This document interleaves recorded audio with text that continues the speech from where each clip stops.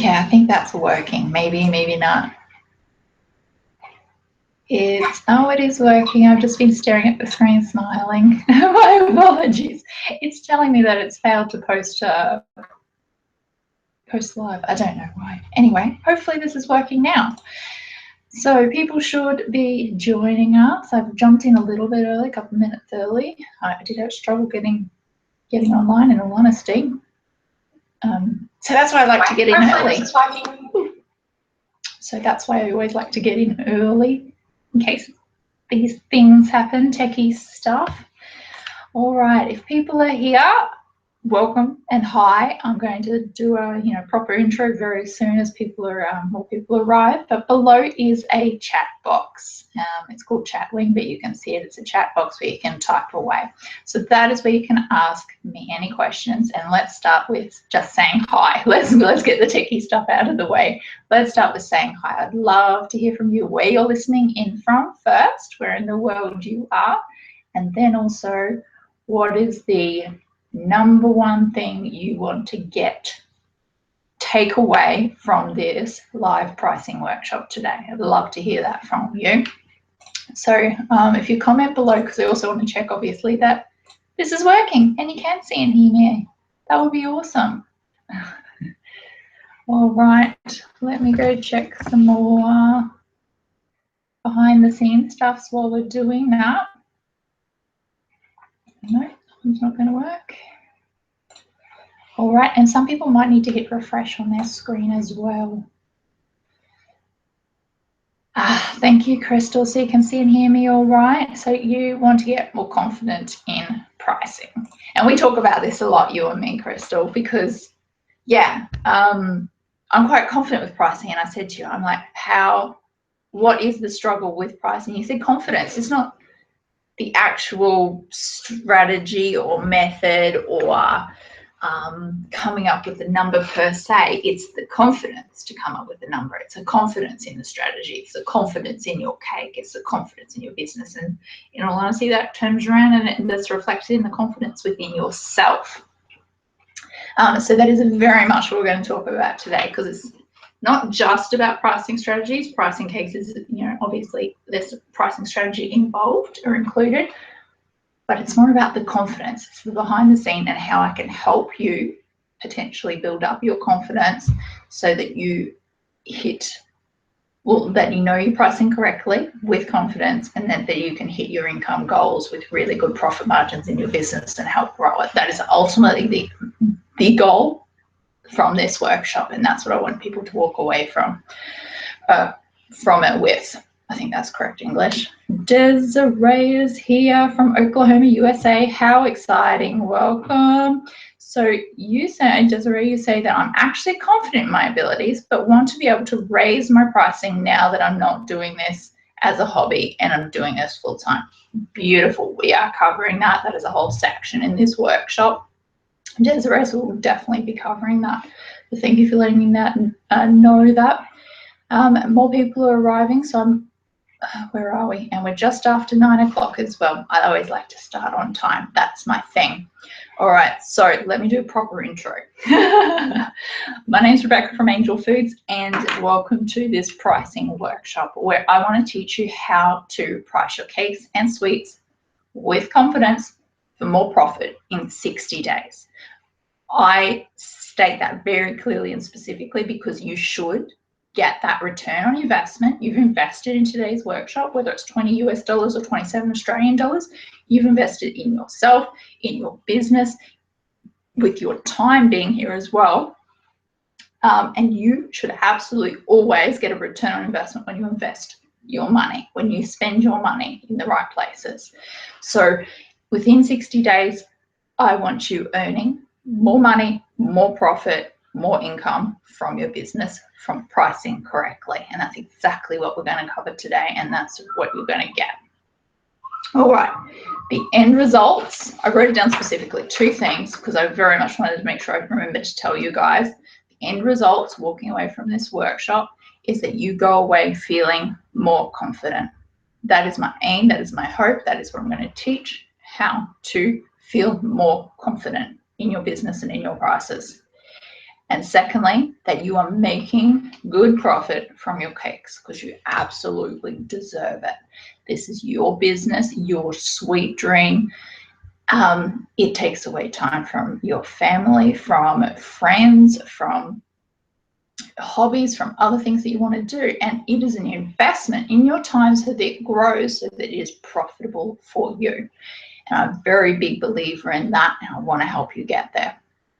All right, now lastly, wrote it down so I didn't forget as well, not lastly, firstly, I also wanted to congratulate you for being here. And what I mean by that is you have invested in yourself, in your time, in your energy, in your business to be here and learn. And that is a hugely admirable thing. And I wanted to say, firstly, thank you. I appreciate it so much that you're here. And secondly, you should also congratulate yourself and give yourself a little high five going, you know what, I am awesome for investing in myself, because you deserve that. Good on you.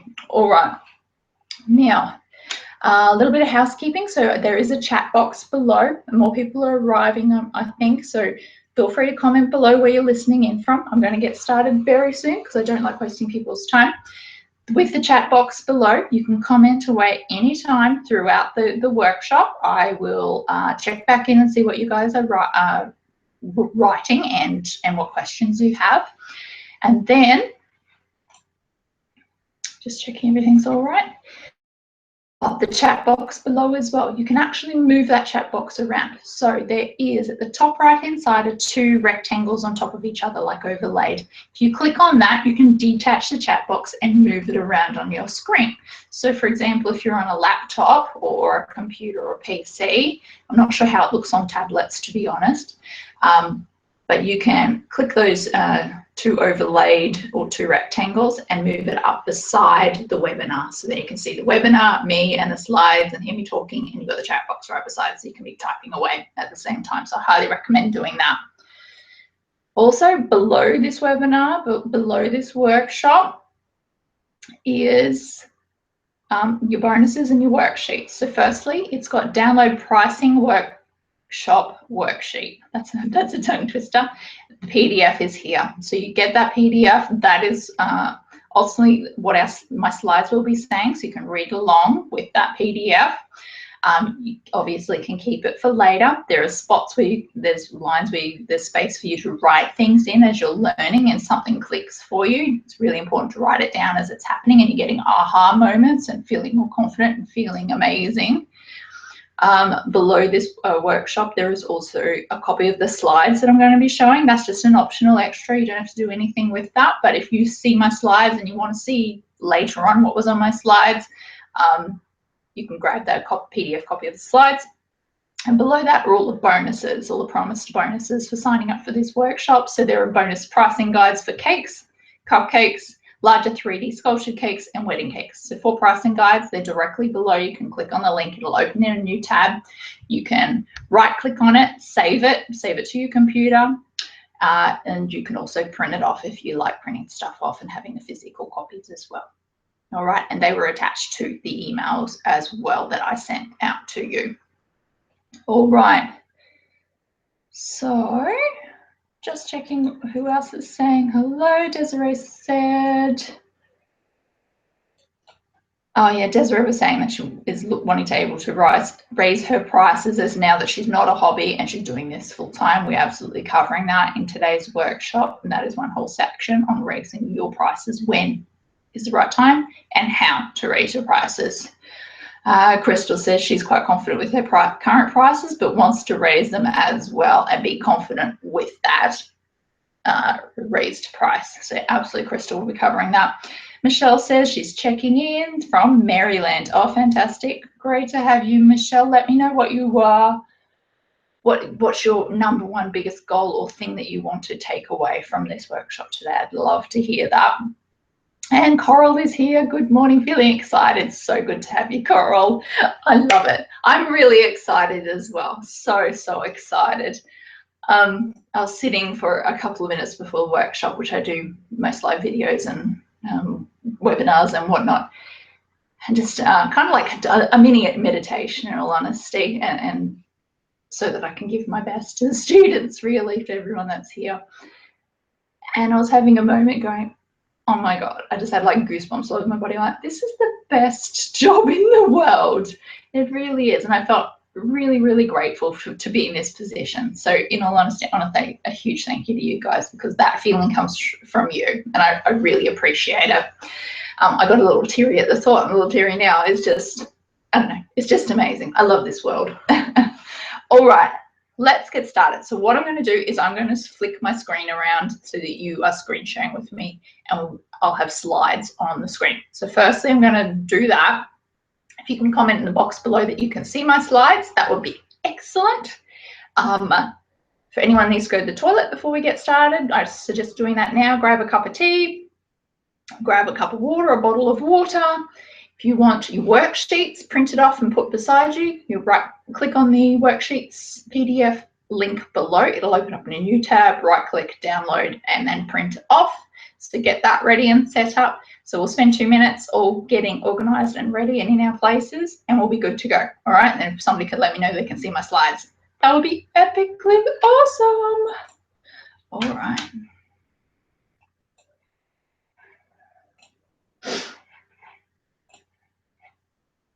There we are. All right, so I've flipped around to my slideshow, which we'll be going through today. So if somebody could please let me know they could see it, that would be fantastic.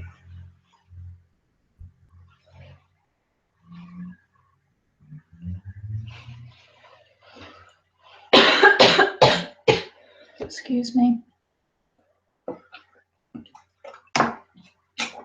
All right. Now, you should be able to see my slides. I am going to go check somewhere.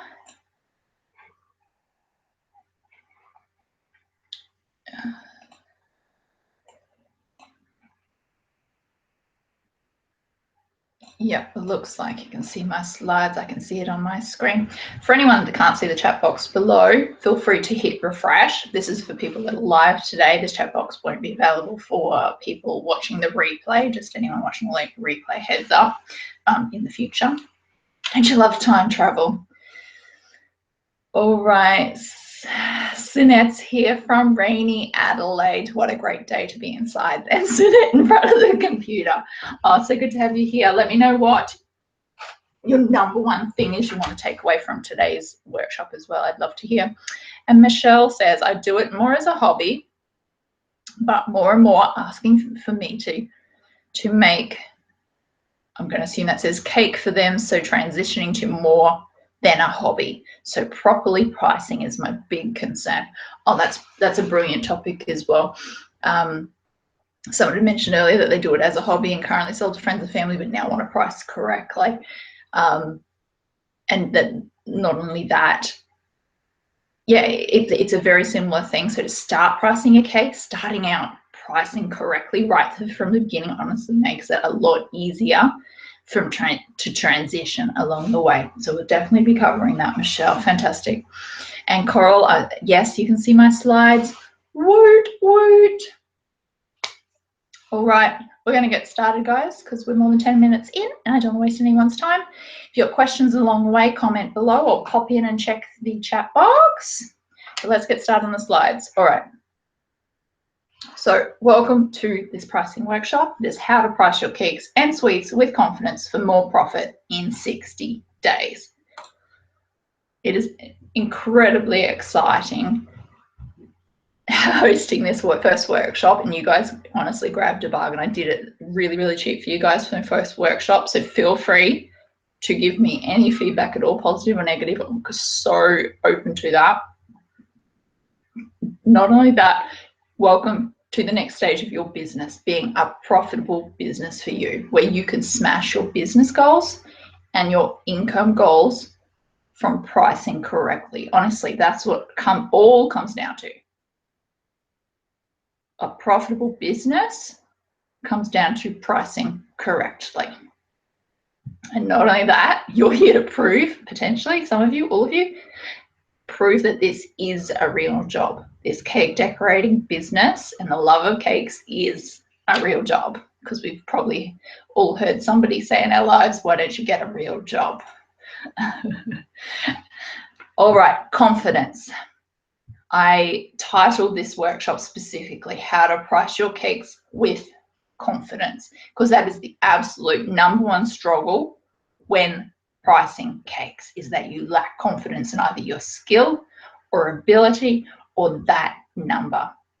So I want you to learn how to put a number on your cake with confidence. All right, really, really important. That's the takeaway I want you to have from today's workshop. All right, next, this pricing workshop, what we will be covering. We are going to be covering the different pricing strategies that there is and which one is best for you. We're going to talk about profit margins and how to work them out.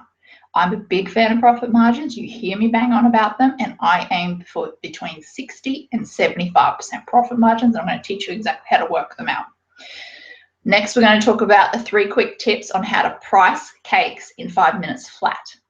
Yes, quoting on cakes in 5 minutes flat. It's honestly possible. Not only that, I recommend it, and I'll show you exactly how to do it with scripts for you as well. Next, we're going to talk about how to quote on cakes and still get the order with, yes, good profit margins. All right, don't worry about the cheap cake lady. Don't worry about what I'm going to teach you how to price your cakes with confidence, with good profit margins. I'm going to go a step further. I'm going to show you exactly how to quote on cakes and still get to the cake order with those really good profit margins. That's exactly what I'm going to talk about today.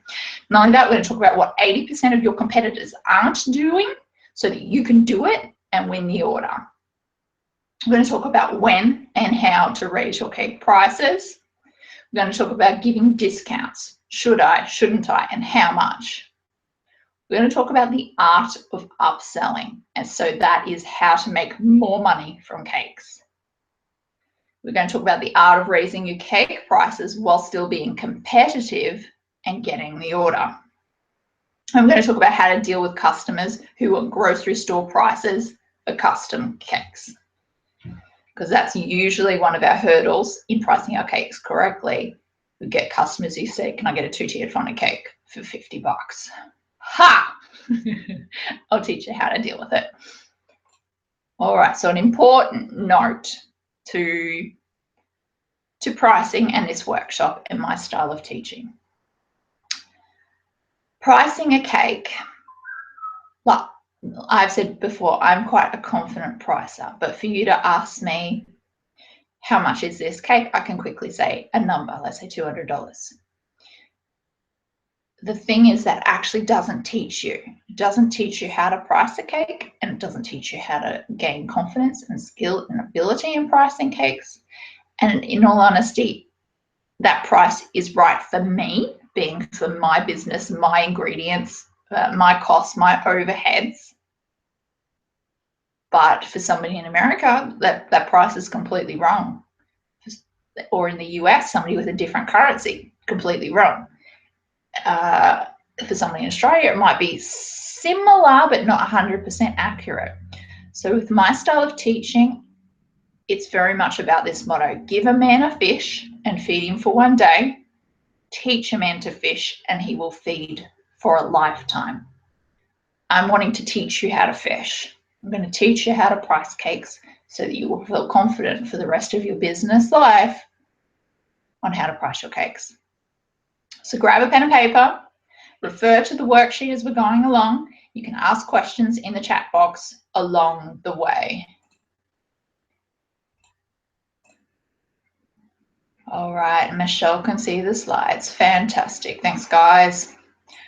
All right, important note number 2, confidence. I want to teach you,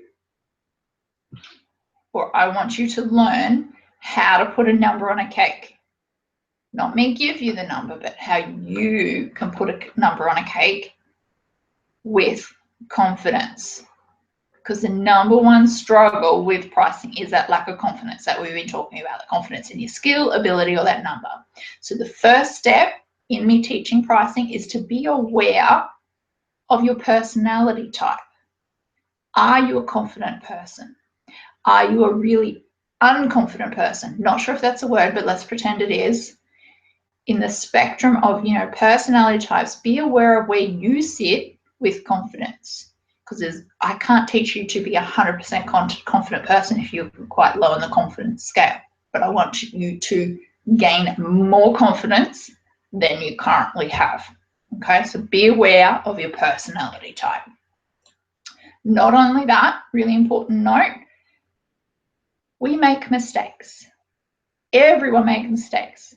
Human beings make mistakes, and it's okay to make mistakes. You will not get your pricing correct 100% of the time. I guarantee it, and that's because you're a human being, and it's okay to be a human being. So, for example, I'm a 90% confident person. Pretty confident, but not 100%. And when I come up with a price, I'm pretty sure it's right. Not only that, I'm happy to get it wrong. Now, here's the kicker. It doesn't bother me to get it wrong because the next time I'm more likely to get it right. From mistakes, from getting it wrong, that is the greatest lesson in life and greatest teacher because you learn far more quickly. Okay, so making mistakes or getting it wrong, you will learn better and quicker for next time. So be okay with making mistakes. Being okay, so you're not going to have it right 100% of the time. Be okay with getting it wrong. Be okay with learning for next time. Final important note, try, test, tweak, repeat. Now, this is my motto in life, that anything that you're going to do in your business or in your life, you're not necessarily going to know whether it works or not, but without trying it, without testing it, without tweaking, and then repeat, that is the only way you're going to learn. So we're going to talk about that more in a moment. All right, so an example of try and test, tweak, repeat. So with anything, you're going to need to try it. So let's say trying a price on a cake. So you test it, you make the cake. It takes you longer than you thought. When you test the price, you tweak it. Next time you change it up a little bit. Repeat. You make that cake again at the tweaked price and see what your profit is. So another example, you're trying something. You quote on a 2-tiered cake with a ruffle bottom and you've never made it before. So you decide to price it at $200. You test it. You make the cake. You see the ruffles take forever, twice as long as you thought. You tweak it. So next time you're going to charge an extra $50 for that same size cake with a ruffle bottom. Repeat. You get the same cake order again and you charge extra. So then you go back to the beginning. Try. This time you get asked for the same 2-tiered cake, but with a larger fondant bottom tier with ruffles. So you price it at $280 this time. You test it. You make the cake and realize that the larger size is a lot more time. Tweak. Next time, the larger size ruffle tier, you're going to charge $130 more. Repeat. So it's not 100% perfect and doesn't need to be 100% perfect. Just remember to try, test, tweak, repeat, and be okay with that model. It's my personal philosophy, in all honesty. All right, just checking in with everyone. Can you still see my slides okay? All right. The Sinful Cockpit Cafe. Love that name. Can still see the slides as well. Beautiful. Can everyone see the slides still? Because I'm clicking around a different screen. So I just want to check that it's staying on the slides. Yep, should be. All right. Slides. All right, now we should be on to the slide. Oh, hold on, we didn't finish that. So I did say that. When you're doing anything new, you need to try it, test it, tweak it, repeat. All right, now onto the slide. We're getting into the different pricing strategies and methods. All right, did anyone have any questions up until this point at all? Let's go.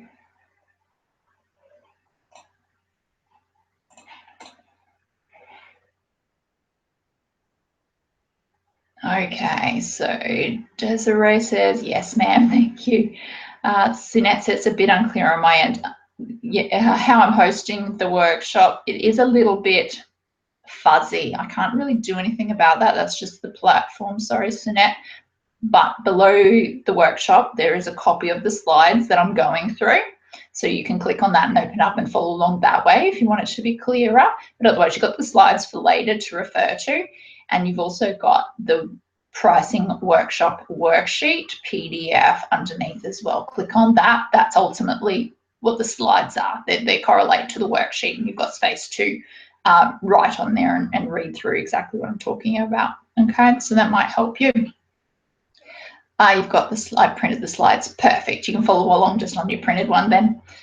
Beautiful. All right, let's move on then. So we are talking about the different pricing strategies and methods. So this is a big chunk of the workshop and training. Got questions along the way, feel free to comment, okay? And right at the end, we're going to have a large Q&A session. So pricing strategies. There are dozens of pricing models. There are lots out there. And here's my overview of all the pricing strategies straight up. Ultimately, whatever way you price to you, you choose this pricing strategy or model that is your preference, that suits your personality type, that suits your skill set and your techie ability or whatever you're using, whatever works for you and your business. So a strategy, for example, that works for me might not work for you. So we're going to talk about each of the strategies. I'm going to tell you which ones work for me, but they're not necessarily the ones that are going to work for you, but I'm just going to give you my opinion and ideas and suggestions based on my personality, skill set, and experience, okay? So number one pricing strategy is pricing programs or software. So they're literally a thing on your computer where you punch in a number, or maybe on your phone or tablet, you punch in a number and it spits out the answer. Now there's time setting this up as you have to input all of your ingredients and how much they cost you and packaging and things like that. And then it'll figure out exactly how much that cake costs. So not how much you sell a cake for, but just the cost of that cake specifically for you. Do note that with all the programs or software out there, cake pricing programs and software, there is no magical calculator that will just spit out your answer. It will just not spit out how much you should price for a cake. So just wanted to let you know.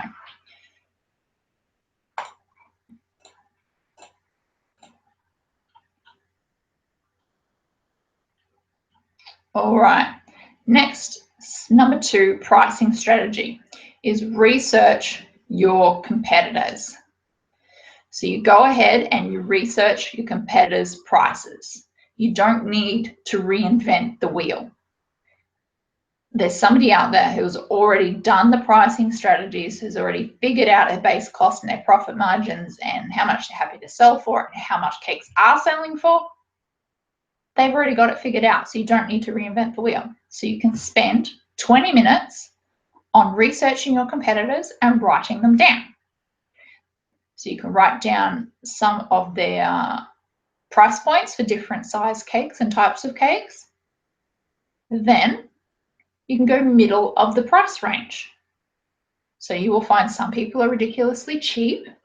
Some people are very expensive and couture and boutique. And you could choose to go middle of the price range. Now, why I recommend the middle of the price range is think about when you're buying a washing machine.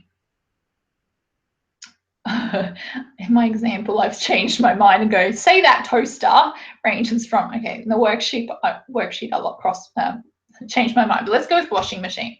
Think of buying a washing machine. Say that washing machine ranges from $300 to $800. What washing machine price will you usually buy? What price point? Are you going to go the cheap one, the $300 one? that you're thinking probably will break down in 1 year?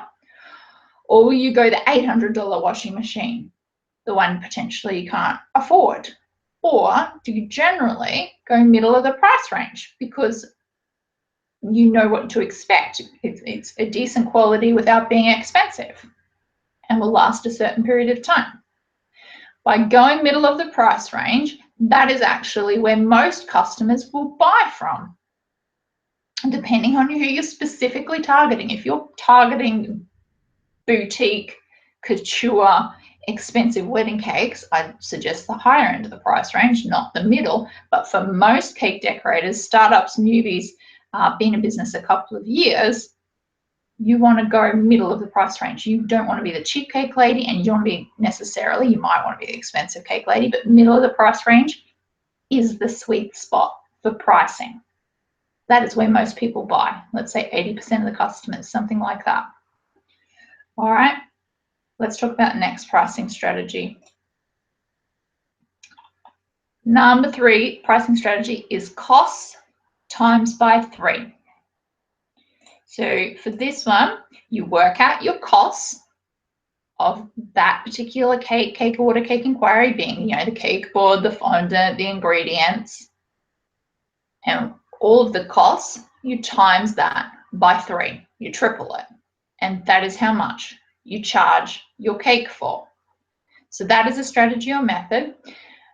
That one is most commonly I've seen referred to personally in Facebook groups. I don't particularly like this method, being that it doesn't make sense to me. For example, what if you have really expensive overheads? You live in Sydney or Melbourne in an expensive apartment or house versus somebody who lives in the country, like the back sticks country. Their overheads are going to be very, very different. So the cost times 3 method, while some people preach it and love it, I'm not necessarily a fan of it, but that's not to say it won't work for you and your business. All right, but it's definitely an option. Pricing strategy number 4. Work out your costs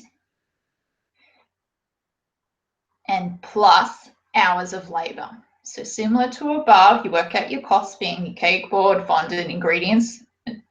Then you add up the hours of labor that you will be working. Let's say 4 hours of labor. That equals the price of the cake. So hours of labor, how much you charge your hours at, that is the most common question. I've seen anywhere between $15 an hour to $30 an hour, depending. 15 is more for the US dollars, 25 to 30 is more Australian dollars, but anywhere in between. Obviously convert to your currency if you're in a different currency. Your hours per labor can obviously vary depending on the type of cake. But here's the thing that doesn't make sense with to me in this pricing model. What if you have very little experience and don't know how long that cake will take? You're just guessing. You're pulling a number from the air. You're guessing it'll take 2 hours. What if it takes 6? You're out of pocket. What if you're a really fast buttercream worker? What if you're a really slow buttercream worker? What if you're a really fast fondant worker? What if you're a really slow fondant worker? This method doesn't make sense to me when you charge of hours of labor. So for example, with buttercream, I'm ridiculously fast. Most slabs and rounds and buttercream cakes, I take about 15 minutes to decorate. Should I charge myself out at, let's say, $30 per hour, so I get paid $7.50 to decorate that cake? I don't think so. I've got years of experience and qualifications that I got ridiculously fast at decorating buttercream cakes. Doesn't mean I should get paid less for it because I'm ridiculously fast. In all honesty, I should have higher profit margins because of my experience and qualifications. Not only that, I'm actually a ridiculously slow fondant worker. I take twice as long as the average fondant worker to do most fondant cakes. should my customers pay twice the amount because of my lack of fondant skills? Again, doesn't make sense to me. All right, and then furthermore, notes on being paid per hour. Here's the thing with being paid per hour. I don't want to work for money per hour, for dollars per hour. For me, in starting a cake business, the dream was not to hire myself for a casual position for $20 per hour. That's not the dream. That was not my cake dream anyway. It might be your dream, and there's no judgment there if you're happy for dollars per hour.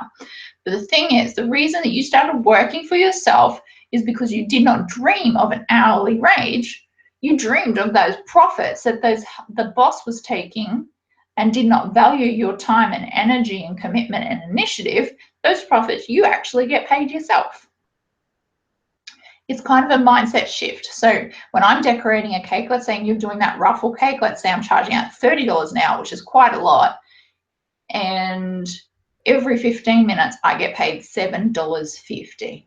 That ruffle cake is going to look like absolute torture to me. Versus, what if I just knew that I was getting 85% profit? I'd be like, woohoo, ruffles.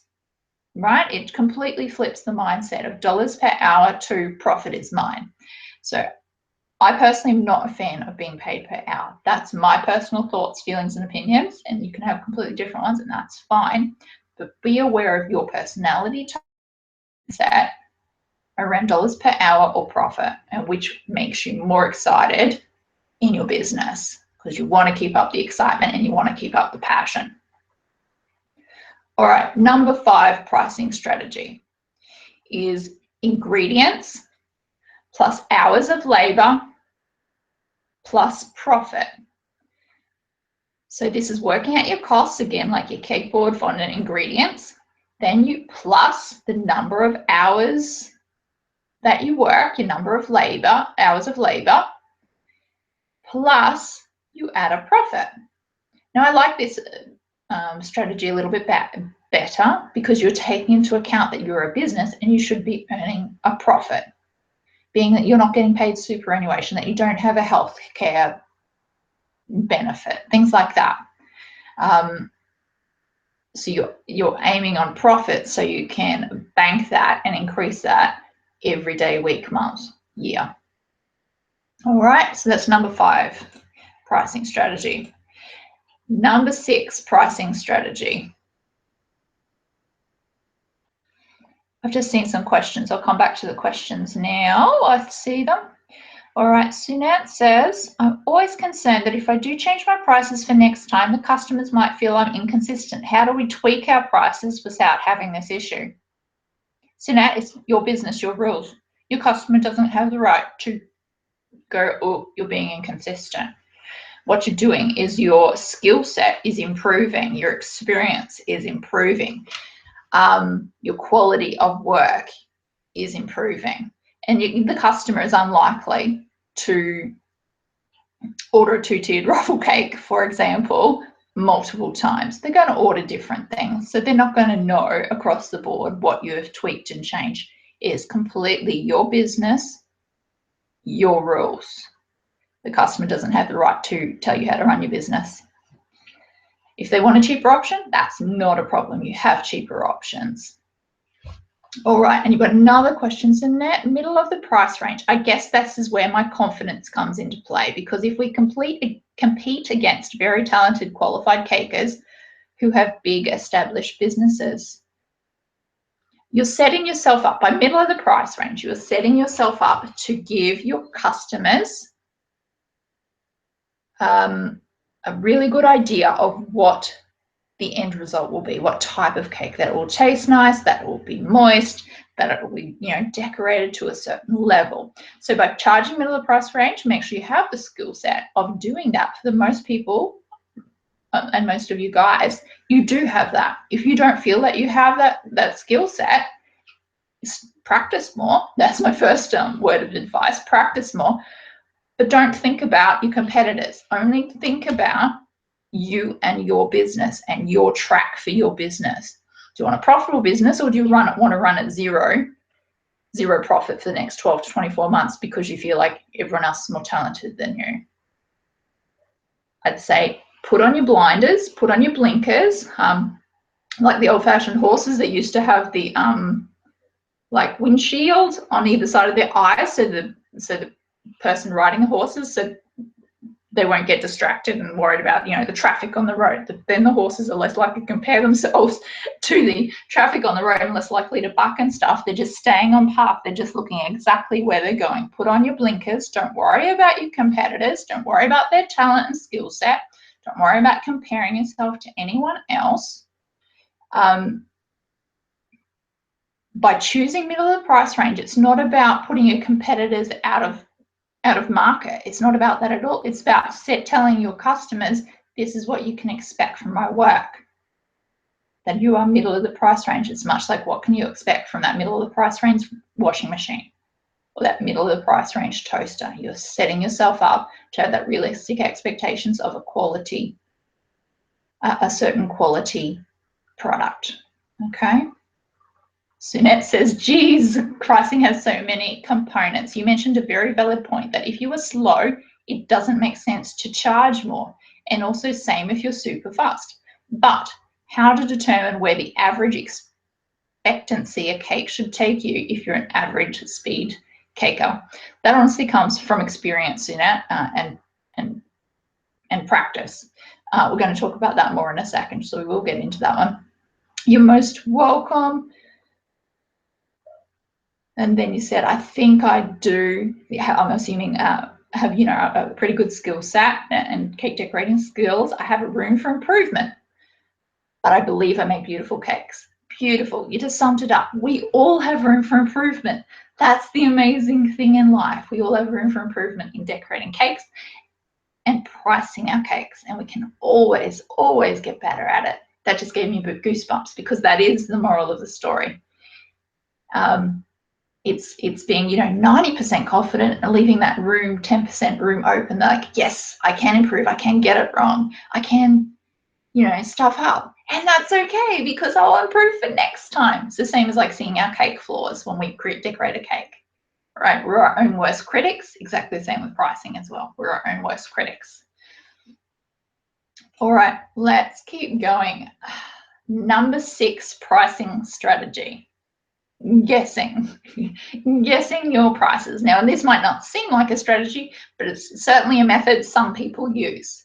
So some people's personality type is just to pull a number out of the air based on how they're feeling or their intuition, or they're just plain guessing, and that's how they price their cakes. So again, go back to your own personality type and know what's strong and what's stronger and what's not, and whether that might work for you as well. But I will teach you about profit margins. The only problem with guessing is if you're not making profit, and I do have a problem with that because I'm here to teach you profit, but that is a method, all right? So just so you're aware. All right, number 7, pricing strategy. Profit margin. And that's exactly what I said we're going to talk about now. All right. A profit margin can also be called gross profit margin, which is GPM for short, or just profit margin, which is what I call it. When selling cakes, you want to work towards a profit margin. In the first year of business, so the first 12 months of selling cakes legally, if you're selling cakes, heads up, you need to have your registration and food license and whatever else you need in your country and your area to sell cakes legally. But for the first 12 months of selling cakes, I want you to be aiming for 50% profit margins.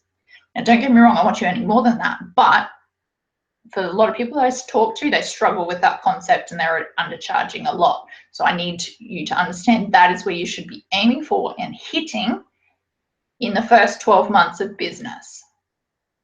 After 12 months of business, 1, 2, 3 years, you should be aiming for 60 to 75% profit margins. Have I just blown your mind? So again, thinking back to that dollars per hour, is that what you really want to work for versus profit margins. So instead you've got the costs and then the rest is profit. So how you work it out is below, there's the equation. Work out the costs plus a percentage of your overheads, and that equals your profit margin. So imagine those. Let's go with the ruffle cake because that's my example for this workshop. Two-tiered ruffle cake, you work out your costs and you decide to go for 75% profit margins. How amazing would that feel? Because it's so labor intensive, I would suggest it would need to be up at 75%. For a quick two-tiered buttercream cake, maybe, that it's a 60% profit margin, something like that. Okay, so for working out your for profit margins, the equation, the sum of working it out is work out your costs, so being the cake boards, ingredients, etc., plus a percentage of your overheads.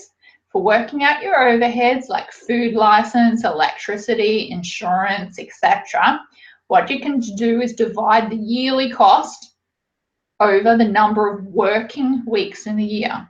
So for example, I don't expect you to work 52 weeks per year. Let's say on average you work 40 weeks per year. So let's say your total amount of overheads is $2,000 per year. And let's say you divide that by 40 working weeks equals how much per week? And then if you sell, say, an average of 3 cakes per week, divide it by 3. So for example, just a really quick, I'll give you the numbers just so you can see how that works. $2,000 over a year divided by 40 weeks, 2,000 divided by 40 is $50 per week. Let's say you got 3 cakes per week. I just divided it by 3, $16. So you work out your costs plus $16 per cake, and then the rest is profit margins. All right, hopefully that one makes sense. Next, pricing strategy number 8, a pricing guide. So refer to a pricing guide. I work out my profit margins on different types of cakes and different types of sweets and different product lines, cake pops, cupcakes, cookies, etc. And I put my profit margins and how much I should charge for a cake in a simple Word or Excel document. So then I've set up a pricing guide where I aim to have over 50%, 60%, 70% profit margins, depending on the product line. If it's a two-tiered ruffle cake, I'd aim for 75% profit margins, for example. So once I've created that pricing guide, I refer to the pricing guide when I quote on cakes. Now, below is the bonuses with my 4 pricing guides already done for you. Bear in mind, they are done for my business, for my overheads, for my expenses, for my running costs, okay? So you might want to, or you will have to tweak it to your business, but it is below, which you can just grab and use and swipe. So referring to a pricing guide is a pricing strategy. Number 9 pricing strategy is somebody asks for a quote and you've done it 5 times before, you have it memorized, being you know exactly what you charged last time and you know what your profit margins were, and therefore it comes from experience, and therefore you are confident with that price. So pricing strategy comes from experience, and that is absolutely a strategy, and that comes obviously from time and practice, but it will come, I promise. Number 10 pricing strategy is labor and time. So for example, without working out anything else, without working out your costs, you just charge dollars per hour. You charge a higher dollars per hour and you absorb all the costs and overheads. So for example, you decide to charge $50 per hour decorating cakes, flat fee, and all of the costs and overheads will just come out of that $50 per hour. You absorb all those costs and overheads. That is a model, that is a strategy. Note, I'm not a fan of this method. It doesn't take into account profit margins. And it also doesn't take into account if you're a fast or slow worker. So this style isn't necessarily accurate or the best business model, but again, your business, your rules, work with what works for you. Now, to sum up, what pricing style or strategy should you use? Essentially, find out what works best for you based on your skill set, your personality type, your experience, what works in your business and what doesn't. What strategy should you use? Whatever works best for you. Whatever gets you results and whatever gets you profit. And always remember to try, test, tweak, repeat.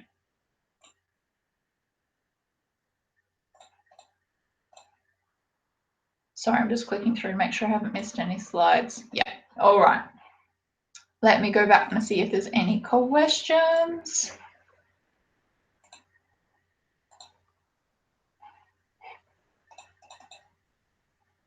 All right, Sunette says she's loved this workshop. So many questions we always wonder about. Now it gets answered. Thank you again. You're most welcome. So happy to have you here. All right, so Desiree's asking, can I say what I did as a hobby baker?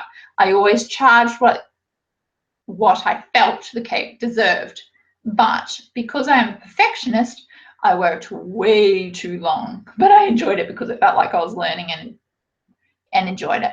That's a really common thing. I won't say the word problem. Starting out, hobbyists usually feel like, well, they need to practice, they need to build up their skill set, you know, see how to do that technique for one, and then how to get the best results from that technique. And not only that, usually they're trying to build up their portfolio, build up their photos, build up their skill set, etc. And from that desire and passion, they usually undercharge or don't charge at all. Or earn $0 just from that, the passion of, you know, I want to build up my portfolio, got to build up my portfolio.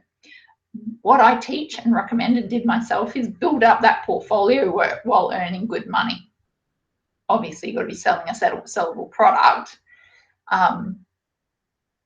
But if you've already got a certain skill set, you've already got some cakes under your belt and you know you can decorate a good cake, you should be charging for it.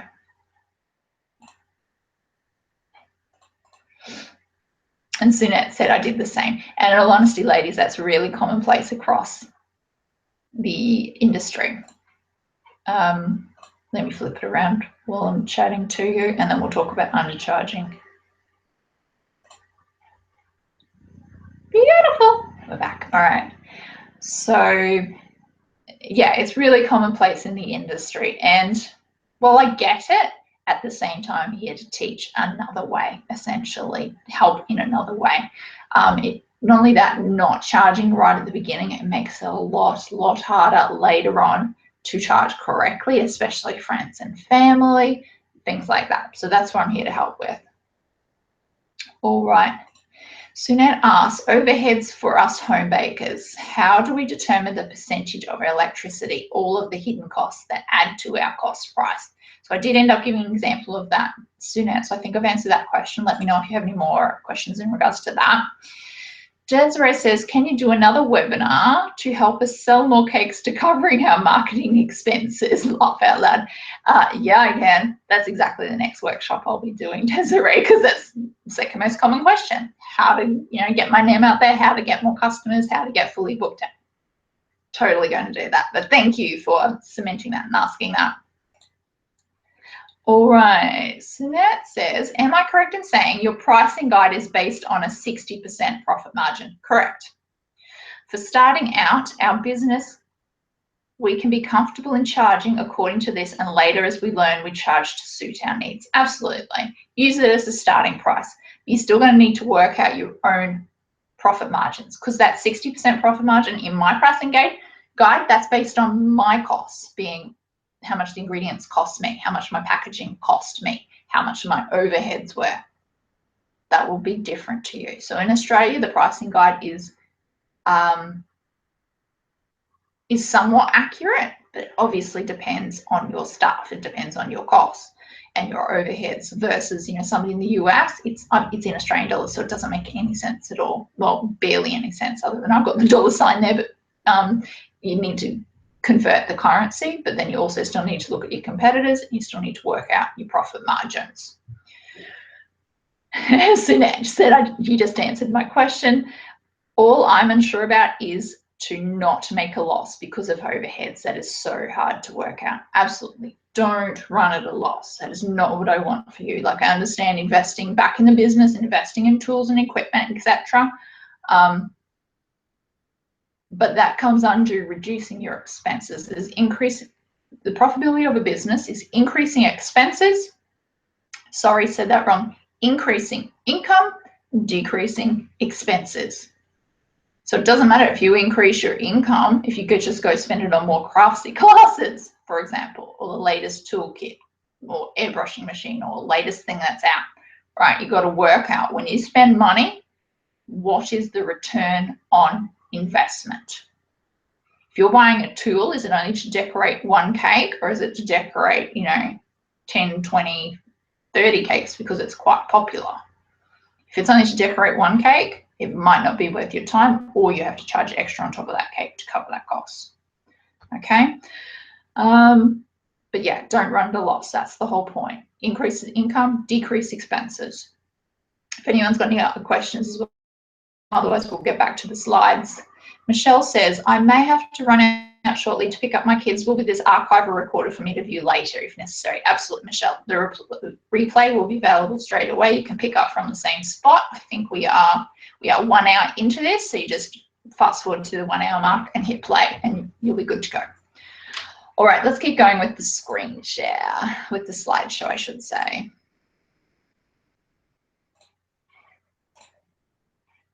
All righty, so it should be back on the slide. So now let's talk about undercharging.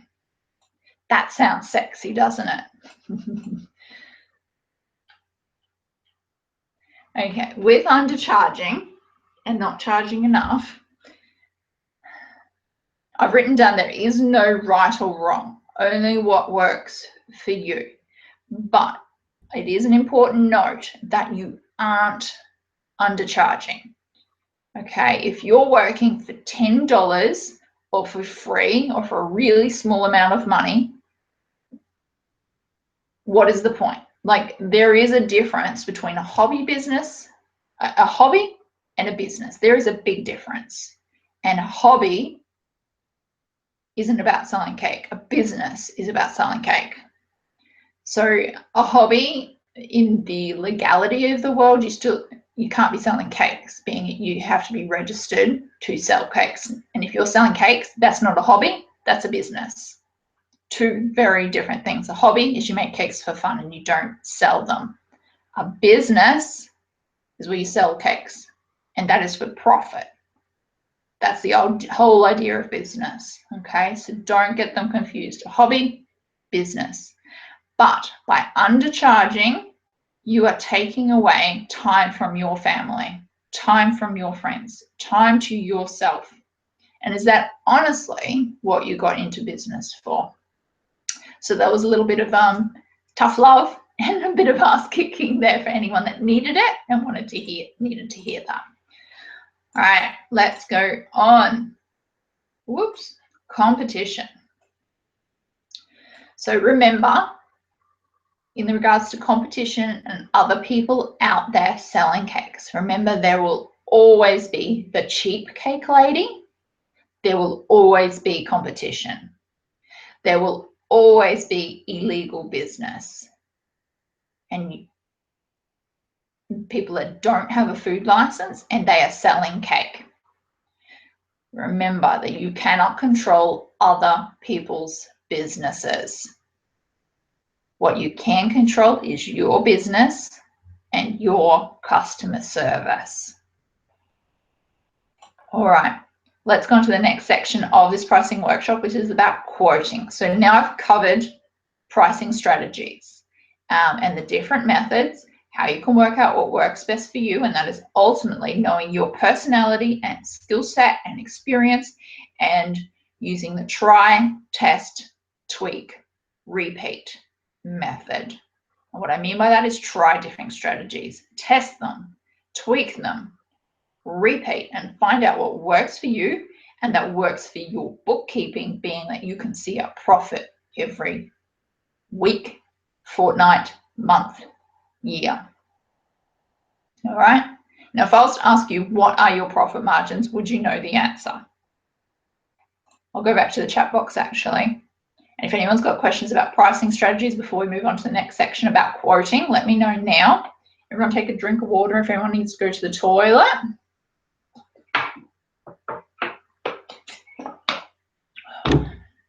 But we're going fantastic on time.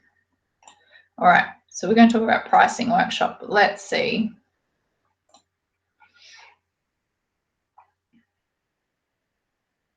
Desiree said, can we all connect later if we want to do so? Yeah, absolutely. I could set up a Facebook group if you want, Desiree, or you can come into my other Facebook group, Cake Business School. That ultimately has this, it's not everyone that's joined this webinar, this workshop, but that's absolutely a way of connecting if you're wanting to, ladies. Let me know what you want. And then Coral says, what is the calculation you use to work out profit margin? So profit margin is, here we go, profit margin.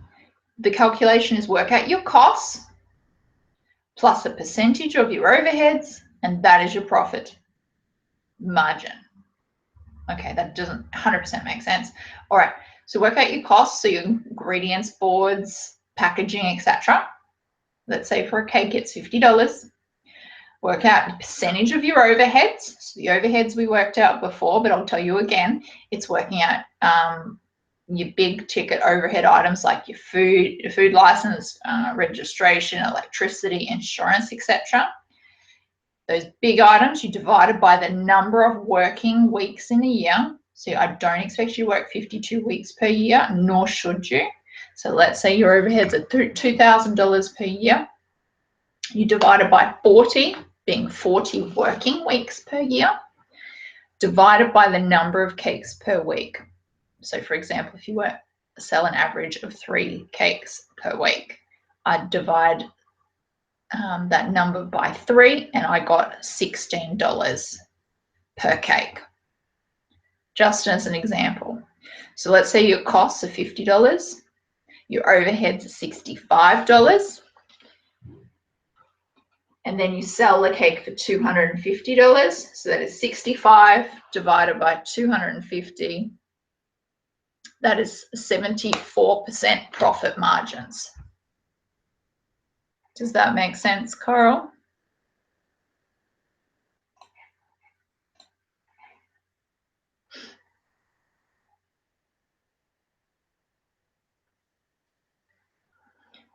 Desiree saying, I'm thinking that it's very hard to talk to people that are cake decorators because they are competitors. It would be really nice to go over what we learned. Okay, absolutely. I can set up a private Facebook group for you guys. I'll write that down now. That's a really great idea. Thanks, Desiree. All right, let's get into the quoting section of this workshop. All right, so now we are talking about quoting. So quoting is obviously the difference from coming up with a price to telling the customer, but then getting it booked in. It doesn't matter if you come up with great prices. If you don't get that price to a customer and you don't convert that inquiry, that quote into a sale, it doesn't matter how great you price. Okay, so really, really important part of pricing cakes is the quoting part of that. All right, so initial quoting. So for the most part, or most cake decorators, we usually get an inquiry that looks like this. A photo of a cake. How much is this cake? That is honestly probably, I don't even know, let's say about 80% of the time, no further information, no date, no number. You're lucky if you get it. Well, most people get a picture, but even some people get no picture and just says how much is a cake. And you've got to love it. Now, here's the thing with quoting, and it's really, really important. You need to provide great customer service. Remember, don't worry about your competitors. Don't worry about anyone else is doing. Somebody's just asked you how much is a cake. Guess what? That's awesome. They are your target market. They are a potential customer, and they are ready to order. Well, ready to think. Well, no, they're thinking about ordering a cake in the near future. Woohoo! That's awesome. All right. So don't get me wrong. Cake decorators usually refer to them as, the stupid cake inquiries. And here's the thing: they're not actually stupid because a customer does not know what you know about the industry. It's just like you're asking a mechanic, how much to fix my car. You know what he's going to say? It depends, just like we say to customers. But it's not our job to know what a mechanic does. It's not our job to know what a plumber does. That's somebody else's business, somebody else's industry, not something we know a lot about. Exactly the same for cakes. Our customers are not meant to know everything that we do about the industry, that we need to know what date it's on if we have availability, that we need to know how many people it's serving to know what size and how much it's going to cost, that we need to know X, Y, and Z. But here's the thing. For the very initial quote, really important to provide customer service. Provide great customer service. Now, it's a really very quick note to note, very quick quote, and it's important to note that people, the price, they're wanting the money. They want to know the number. You don't need to spend 30 minutes, 60 minutes longer every time somebody says how much for a cake. You do not need to do that. They just want a number. Give them a quick number, but do it with great customer service. So what do I mean by that? Every quote that I send out, I actually give 3 quotes, 3 different prices. So every quote I give a very, very quick quote and give them another 2 options. So that way you are offering 3 different options, 3 different price points, and that way the customer is more likely to find something within their budget. So I'm going to give you an example of exactly how I reply to quotes in a second. But by giving 3 price points and 3 options, you are then sticking to your prices, being with great profit margins. So remember, you're staying to your prices. You're not reducing your prices to try and get the order. That's not what this is about. It's by giving the customer options so that they feel like they have power and a choice, and they're far more likely to book in because they're going to find a cake with a price that suits their budget. Okay, you don't have to change. You don't have to sell your cake for less to get them to book in. In fact, I highly recommend you don't. Stick to your prices, but offer 2 alternatives that might be within their price range. All right, so what do I mean by that? There is a script in the worksheet. Let me grab the script and I'll read that out to you.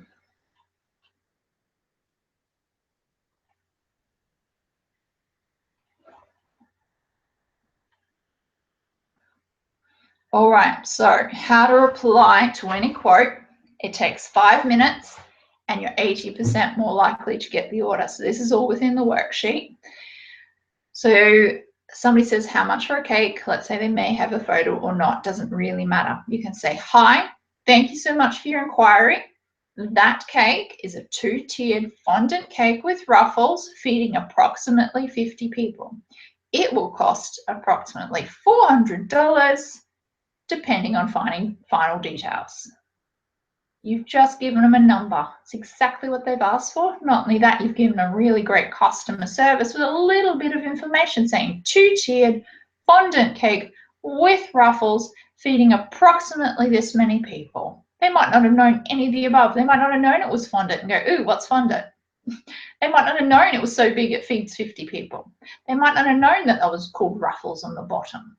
Okay, you just provide a bit of customer service. So we're replying and we're saying, hi, thank you for your inquiry. That cake is a 2-tiered fondant cake with ruffles feeding approximately 50 people. It will cost approximately $400, depending on final details. So again, you don't have to find out all of the details straight away. You can just put the fine print, depending on final details in your first initial quote. This is your first initial quote, remember? Very first one. All right, now I'm going to give them the second option. I will say, alternatively, I can do a similar cake in this design in buttercream for about $200, depending on final details. And then my third paragraph, I thought I'd throw in a third suggestion for you. I can do 24 cupcakes with little fondant toppers to suit your theme for approximately $110, depending on final details. I'm not sure of your budget and the number of people it's feeding, but I'm happy to work out a price and cake to suit you. That is literally how I reply to all quotes: Facebook message, text message, email, phone call, etc. All right, that takes 5 minutes or less. You've given 3 options, being 3 price point. The customer loves multiple choice questions and feels in control. And not only that, it is great customer service. From great customer service, that is where you get word of mouth referrals, which is invaluable in this type of business. So don't worry about competition. Don't worry about the cheap cake lady or anyone else. Just worry about you, your customer service, and your business. All right. So going back to the customer loves multiple choice, they really do. So if you offer one quote, one inquiry, they say, how much is that cake? You say that cake's $400. Do you know what their choice is? Their choice is yes or no, to book it in or not. That's the only choice you've given them. Versus giving them 3 choices, 3 price points, they're more likely to choose one of 3 because they, don't get me wrong, they always have the 4th option of not ordering as well, but they're actually far more likely when you give them multiple choice to choose one of the 1, 2, or 3. Far more likely. All right, so that is how I recommend replying to quotes. Now, that is the initial quoting process. So it starts with give them a number. Just give them a dollar sign or a number for that cake. That is all they're after. Secondly, give great customer service. And it takes less than 5 minutes. You can honestly do that.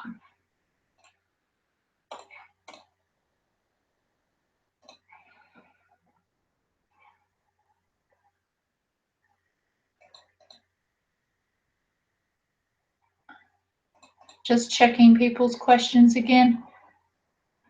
Coral says, I try and respond ASAP, but sometimes when the inquiry comes through at 9:30 at night or on a Sunday, I don't really want to respond at those times. Don't, Coral. Absolutely don't. Your business, your rules.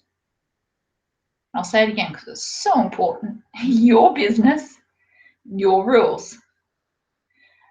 I reply when I'm working. If I'm not working, I don't reply. We're not working 24 hours a day. That's not what we signed up for. Not only that, in Facebook, for example, you can set up autoresponders saying, hey, office hours or inquiries were replied to within 24 to 48 hours, or, on work days between 9 a.m. and 5 p.m.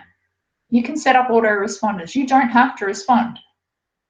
Okay, not only that, no other business does. All right, Desiree says, the thing I like about this the most is people don't even know what they want. And that's so true. The customer doesn't really know what they want. They just know they want a cake. They want possibly a piece of art.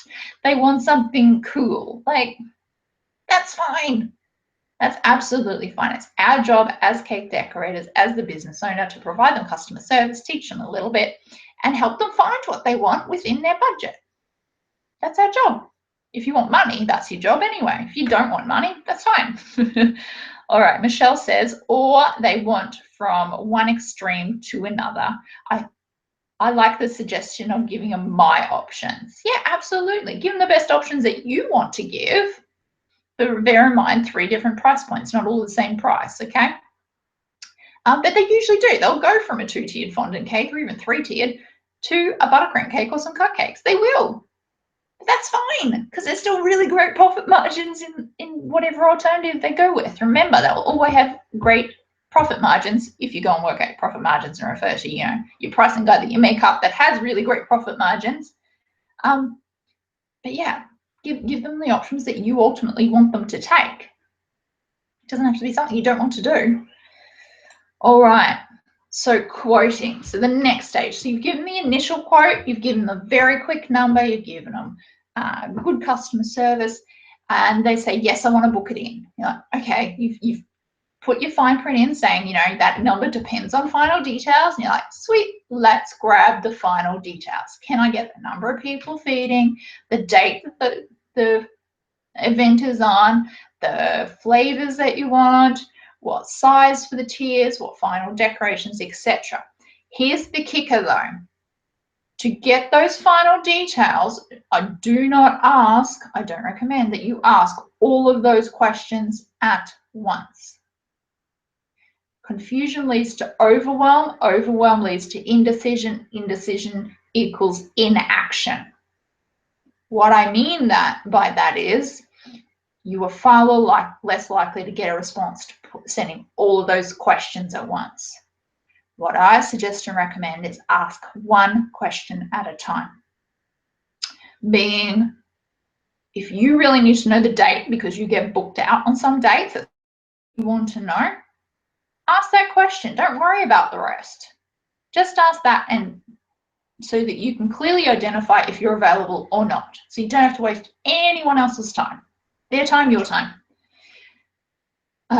Then just ask one question at a time. 1, maybe 2 questions. Remember, human beings are lazy by nature. Work with what you got. You need human beings to order from you. That's who they are. They're lazy by nature. So send one question at a time. You know, what date is it on? They reply. Like, fantastic. What flavors would you like? They reply. Beautiful. What number of people are you feeding? What sizes do you think that you want? Oh, you got 2 in there. Okay, let's nut out the final details and then I can give you your full quote. Yes, it takes extra time to do a couple of emails that way.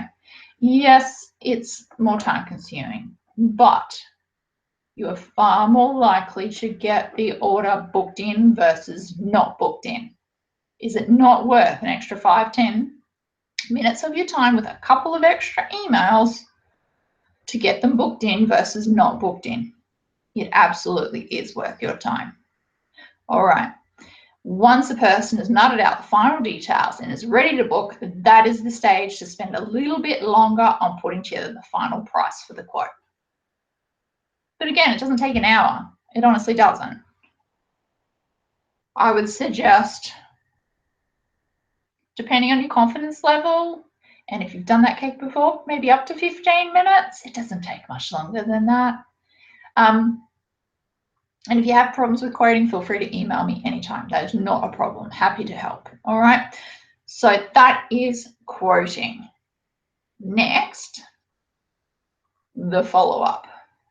So you've sent a quote, and either initial quote or a full quote, either, but they're not 100% booked in yet. You need to follow up. I call it the power of the follow-up. It is really, really powerful. It is really, really important. For all cake inquiries and quotes, it is important to follow up with the customer. That is providing even greater customer service. It honestly is. Imagine if they had to think about it. They had to talk to the husband but forgot to come back to you. The kids started screaming. They got hungry. The computer battery died and they meant to get back to you but they forgot and got busy, and then the event's here and it's too late, right? It is great customer service to follow up. And until they say no, I'm not booking, no, thank you, just no, assume it is a yes. Assume they do want to book in. Assume they are going to book in. Until they say no, assume it is a yes.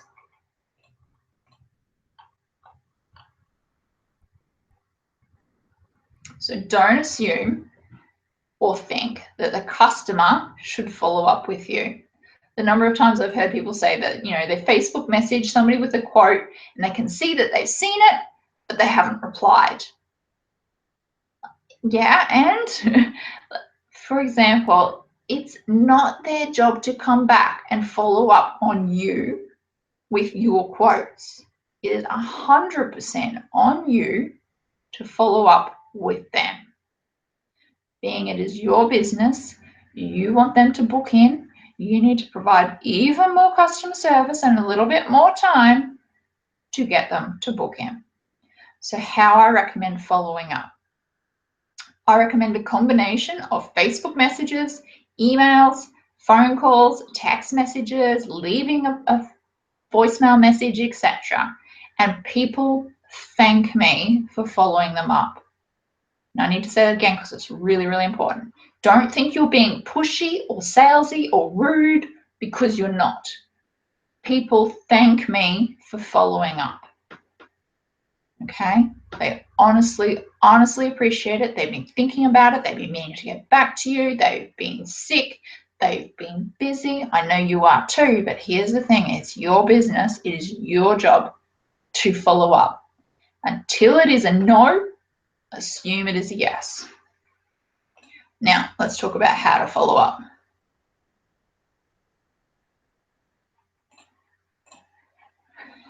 So the very first follow-up could say, hey, just following up, did you receive this message? One simple question, right? Don't ask 10 questions at once and find out, 10 things at the same time. Just one thing. Remember, human beings are lazy. Make it super simple, super easy. Hey, following up, did you receive this message? You know they did. You can see on Facebook it says they've seen it at this time and date. But just follow up. Simple message. It's going to take 10 to 20 seconds of your time. So let's say you sent that a couple of days later going, hi, just touching base as I'm getting fully booked up next month. Would you like to book in? Then you're giving a bit of scarcity. So oh, yes, I want a spot. I don't want to miss out. So these scripts that I'm reading out, they're all in the attached worksheet, just so you know. So hi, just touching base. I'm getting fully booked up next month. Would you like to book in? Another way of following up. I had to let you know that I've only one spot left for when you're asking for a cake. Would you like to book in? So again, a combination of Facebook messages, emails, phone calls, text messages, leaving messages, whatever works for you, just do a combination of them. So how often and how frequently? After the initial inquiry, for the first 2 weeks, I'd follow up 2 times weekly, every probably 2 to 3 days. After that, after about the first fortnight, I'd follow up about 1 time weekly until either you know you're getting close to their date or you're fully booked out for that date. And obviously don't follow up if you're booked up. You can't take that order anyway. But if you're not booked up, you absolutely should be following up. So how to do that? I know some cake decorators do it in physical folders, or you can do it on electronic folders, but physical folders, quotes that have gone out and need following up, and then the second folder is booked in quotes. Okay, so you open up your quotes that need following up. Who do I need to talk to today? Right, go follow up. So you just open it up daily and it becomes a habit. All right, so the power is in the follow-up. And like I said, huge fan of following up. And that is how you're honestly going to convert your quotes into orders. Following up. I can't say that. I can't stress it more clearly. It's another little butt-kicking teaching exercise. All right. Now, let's talk about dealing with customers who want grocery store prices but want custom cakes. There are 3 steps to dealing with grocery store budgets. Number 1 is decide, do you want the order? Number 2 is to teach and educate. And number 3, the cash is in the customer service. All right, let's go into that one a bit more in depth. And again, this is in the worksheet. So dealing with customers who want to pay dirt cheap grocery store prices but want the fancy smancy custom cakes. So most of us cake decorators have had that ridiculous inquiry, can I please get a 2-tiered fondant cake to feed 10 people in a budget of $50? And it's like a face palm moment, right? But honestly, you're going to get it over and over and over again. So just decide to be okay with it and go, oh, great, I get to offer really great customer service, right? Own it. Here's the thing. You don't need to compete with supermarket prices, nor do you need to work for free or pay to work. Seriously, if you're undercharging, you're paying to work. Why? So to start with, grocery cakes are flash frozen, maybe months ago. They're decorated with 10 other cakes in line in about 10 minutes flat with buckets of pre-made icing. And I'm going to guess you don't do that in your business, right? It's a very different business model. So if somebody really wants a $25 slab cake or sheet cake and they really can't afford my cakes, I will tell them to go to the bakery or supermarket myself. I will recommend they go to the bakery or supermarket myself.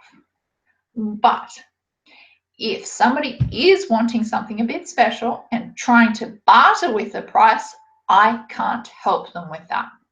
I don't barter. Cake decorators need to be paid for time, just like anyone else. And I don't do mass produced. I don't do factory cakes. For a custom cake that requires hours of time away from my family, on my feet, then it's not going to be cheap. And so here is how I reply, being professional and doing it quickly. So 3 steps to dealing with grocery store budgets. Number 1, decide, do you want the order? So what I mean by that is, I'm not saying do that 2-tiered fondant cake for $50. I'm not saying that at all. I'm saying quite the opposite. Ask yourself, who is your target market? What types of orders and clients do you want to work with? And do you want to work with this customer? Because if you're getting the feeling this is going to be a PITA customer, PITA, P-I-T-A, pain in the ass client, and you are fully booked out anyway, then I would reply with, unfortunately, I'm fully booked. Now, if you do want another order, a reasonable order, you know, with profit margins, then after deciding you want that order, number 2, teach, educate. Your potential customer has no idea how much a fancy smancy cake costs, or what time, experience, and cost goes into one. They see a pretty picture, point at it, and say, I want this one. We've talked about this a couple of times. We've talked about that, chatted about this as well. So you know what I'm saying. This is exactly what they do. They point and say, I want this pretty one. It is our job to teach the customer. It is not our customer's job to know what is involved in cake decorating and in our industry. So very quickly, I can respond, hey, thank you for the inquiry. That cake would be over $300. This is over 10 hours worth of work in that cake. That reply took me 10 seconds of my time. I can then further explain to the customer. The ingredients alone would cost $100. The 2 edible figurines are $30 each, and that cake would feed 70 people. So I believe that it may not be within your budget or suit your needs. So now you're teaching a little bit about the industry and also providing customer service.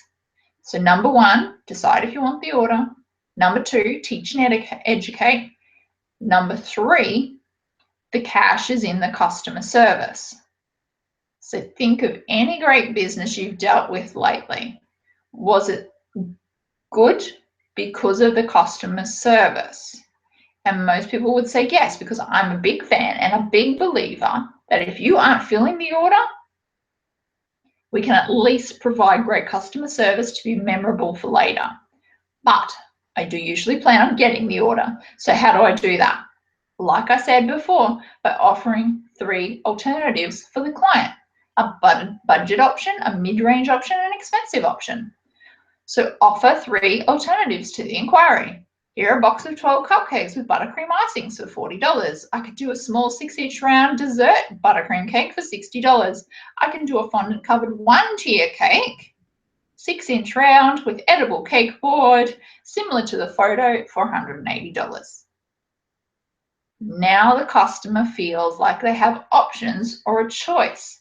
To leave them hanging with yep or no, so yes or no is the only option, versus now they've got 3 alternatives. They love the multiple choice. So by spending an extra 1 to 2 minutes teaching and giving alternatives, the customer is back in charge of the transaction and feeling like they're making more of an informed choice within their budget. How cool is that? So that's how I deal with customers who want grocery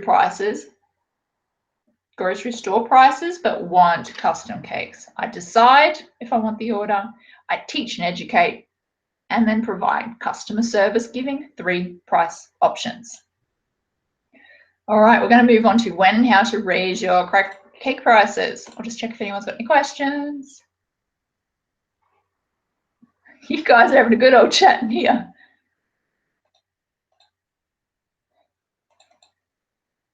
What kind of calendar do you use to ensure you don't forget any of these people? I use a physical calendar, Desiree, like a diary, a book. That's my style. And then you can use 2 folders, like actual physical manila folders, and just write on a scrap piece of paper, Facebook message Sarah asking about engagement cake, just as a reminder, and throw it in there. And like you can write on there follow up Thursday, and then go to your diary, write follow up Sarah Thursday. That's my style. That's how I do it. So you don't forget people, because obviously just relying on your memory is not necessarily going to cut it, and you shouldn't do that in business anyway. Desiree says, I love you. Oh, please tell me.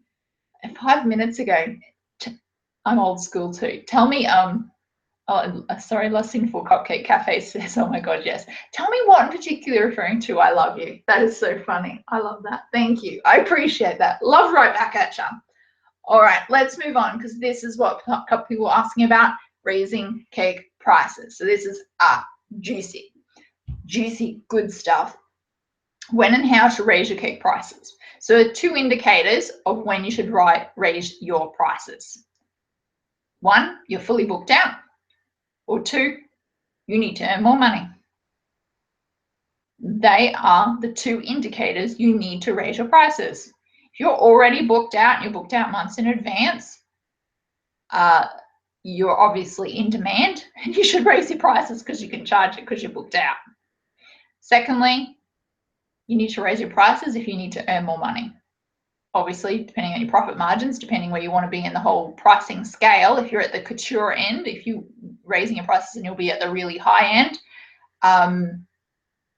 you've got to be delivering those couture boutique type cakes. Just putting that out there. All right.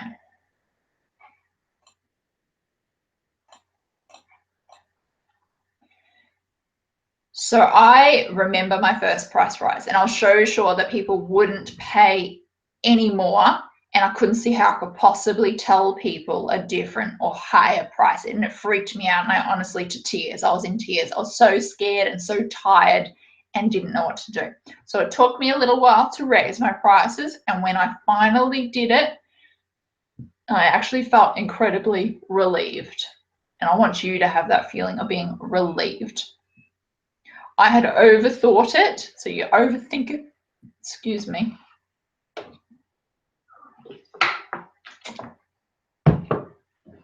Overthink it. Oh, should I? How am I going to do it? How much am I going to raise it by? How do I tell everyone? When you overthink it, it hurts the brain, in all honesty. Not only that, after raising my cake prices, my bank balance started increasing finally and quickly. So you need to have that too. So if your business isn't doing it, in inverted commas, not bringing in the money that you need, not saving money, then that is a sign to increase your prices. So firstly, how do you feel about your prices? Do you feel you make enough money, being profit margins from your current prices? Now, I can hear what you're saying and you're concerned about you scaring off your customers, and that can be true, but bear in mind when you go over a certain price point, things seem more expensive. So, you know, if you sell cupcakes for $19 and you're going to sell them for $25, you've gone over that $20 price point, and that can seem scary. So $49.95 versus $60, $97 versus $110. So bear in mind those different price points when you go over big solid numbers. It seems more expensive when it isn't. We're talking about a couple of bucks. So for example, something that's $19.95 versus $22, it seems like it's a lot more. It's only $2.05 more. Okay, but firstly start thinking about how do you feel about your prices? Do you feel you make enough money or profit from those cakes?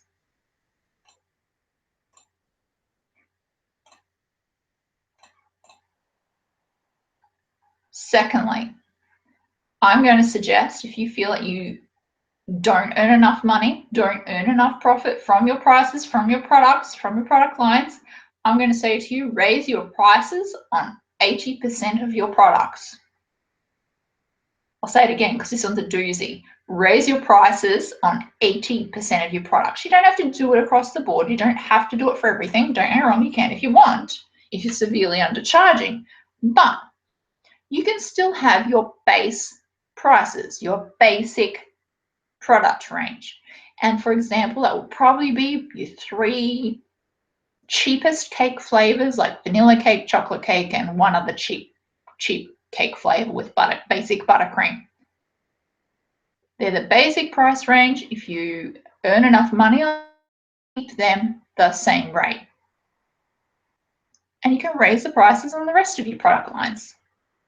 So if somebody notices, not that they'll notice, but if somebody says, hey, what is your cheapest option? Hey, this is my cheapest option. Vanilla cupcakes with vanilla buttercream. That's your cheapest option. And it is, right? So if you need to raise your prices, raise it on, I suggest, 80% of your product lines. And finally, how do you tell people to raise your price, that you're raising your prices? You don't need to tell anyone.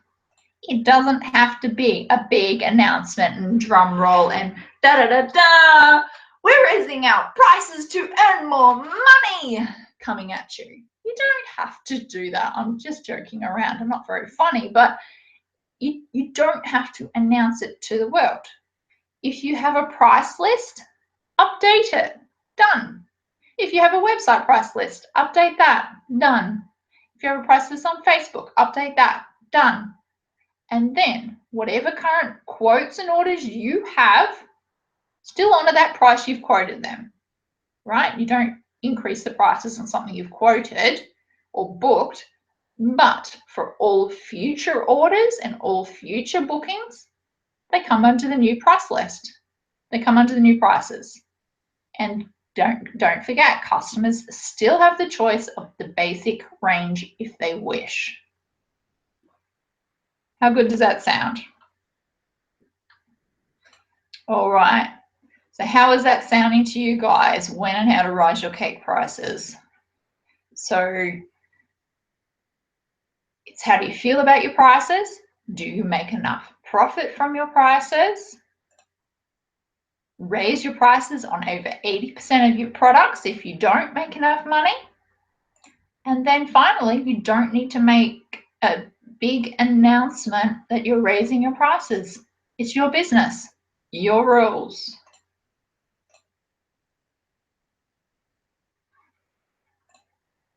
All right, Desiree says, I love your comments about store-bought pricing.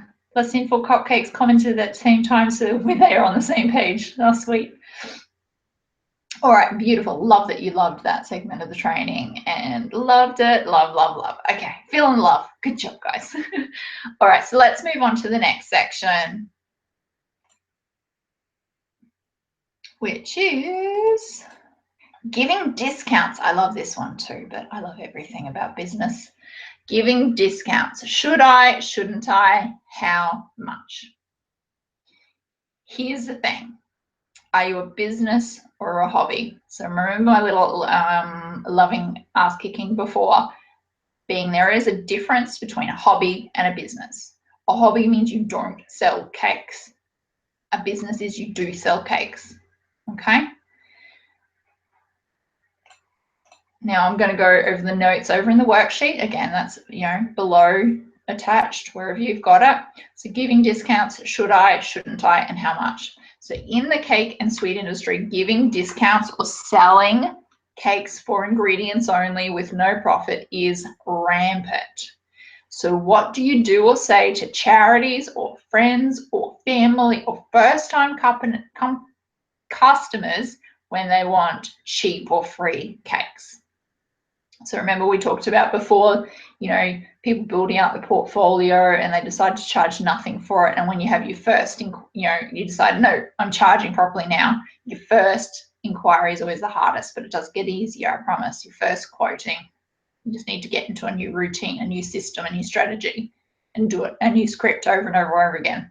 So a lot of people undercharge or discount or only sell at ingredient cost or give away for free. And I've heard many reasons why. Because they're not qualified, because they're not experienced enough, because I'm building up my portfolio, because it's really great exposure. And I bet you said one or more of these yourself, right? Am I right or am I right? So it can be difficult to sell cakes to immediate family, to friends, to charity, like selling cakes to charity, selling to the first 20 customers, selling to your second long lost cousin. Because really, how are you going to ask for your mum to pay? Or how are you going to ask your old school friend? Or that very first cake order because you don't even know if you can do that cake. And again, we go back to, are you a business or are you a hobby? While I get it, that essentially in the beginning, you're building up your skill set and you're aiming for consistent results, the question I'll ask you again is, are you a business or are you a hobby? Because it is much harder to charge $0 for a while and then start charging people and asking them to pay normal price with normal profit margins. That is because you have set the expectations that your goodies will be free or virtually free. You set that expectation by not charging or by giving extra stuff away, which I know is another problem as well. A business makes money. Well, it's supposed to. And working for free is a hobby, and an expensive one at that. At some point, you need to draw a line in the sand, define your boundaries of who and when to give gifts and discounts to, how much, and why. Let's talk about discounts. I'm going to say don't do it at all. I am not a fan of discounts. I personally recommend giving freebies or bonuses on top of an order instead of a discount. In fact, I don't think I've ever given a discount.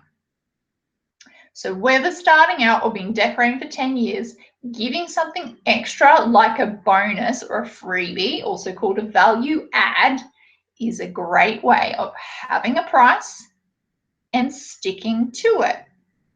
And you're giving something away a little bit special, something extra. People feel like they're getting a great deal or bargain, and therefore it's win-win. So you have a starting price, like refer to your pricing guide or however you're doing it, however you're pricing. So that way people get used to what your cakes are, and then they get a box of cupcakes for free, for example.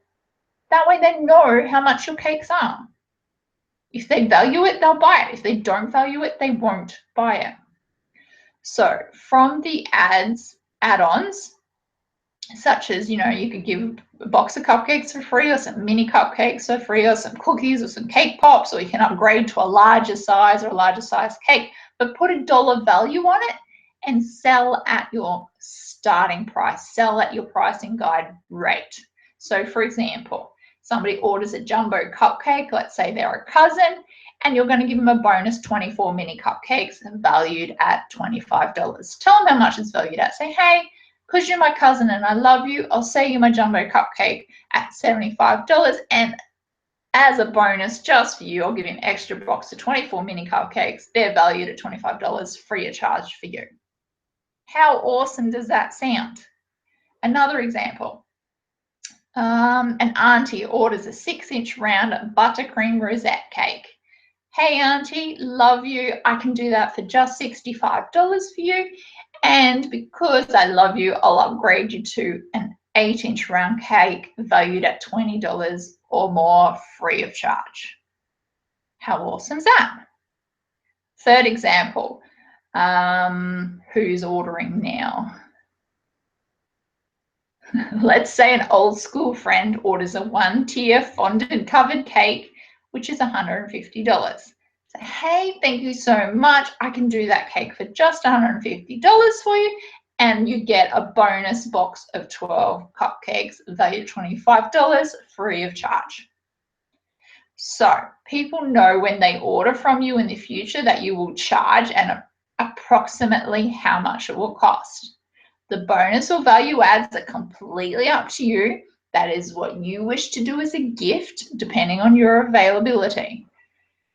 Giving value adds instead of discounts works well for startups, families, friends, your first 20 customers, and even your long lost cousins. So by charging even a rack rate fee, you're encouraging only the real supporters of your business, the ones who pay and who value your time and energy. The ones who want something for nothing will melt away. They will fade away, okay? Now, charity. The thing with charity is it is obviously a difficult and different subject. It can be quite a personal thing. And my advice with charity is to do what is right for you and your business. I can't answer the question, what should you do for this charity thing? And neither can anyone else, in all honesty, because I've heard of cake decorators. So I can't answer that, and neither can other cake decorators. I have heard of cake decorators say that they're happy to fully donate their cake and ingredients and time to support a charity, and maybe it's for exposure. I've heard a cake decorator say they get inundated with loads of charity requests and they say no because they're fully booked out. And if they take that order, then that means less paid work and therefore they lose their profit margins for their business. I've heard a cake decorator say they support 2 charities per year. I've heard of cake decorators say when they started out, they supported every charity that asked to get exposure. Now, so many years later, they can't do that anymore for a variety of reasons. There is no right or wrong answer. I personally did charity work in the form of donating cakes, delivering vouchers, gift certificates. I did them if and when I could. I did them if and when I could.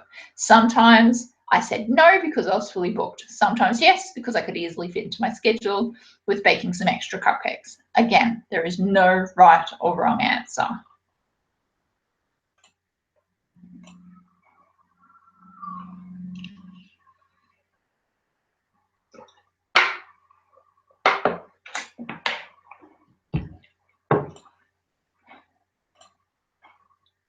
All right, just reading your questions again, where we're up to. So Sunette says, running a special where you offer a certain percentage discount for orders placed within the month of your thoughts. A special rise, Sunette, rather than a discount, what I suggest is value adding, a bonus. So a deal, I'll just get a link.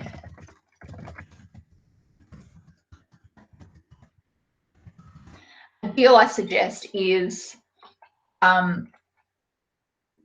order, hold on, let me get my wording right. Get a box of 6 cupcakes for free, valued at $25 with your next order over $50, $100, whatever you decide how many dollars. And then have that offer expire end of the next month. That works really well. So that way they're paying the normal price point and they're getting a great deal. I feel like they're getting something free, which that ultimately is what they get, but you get money in the bank, so you're not reducing your profit margins. That's what I suggest and recommend.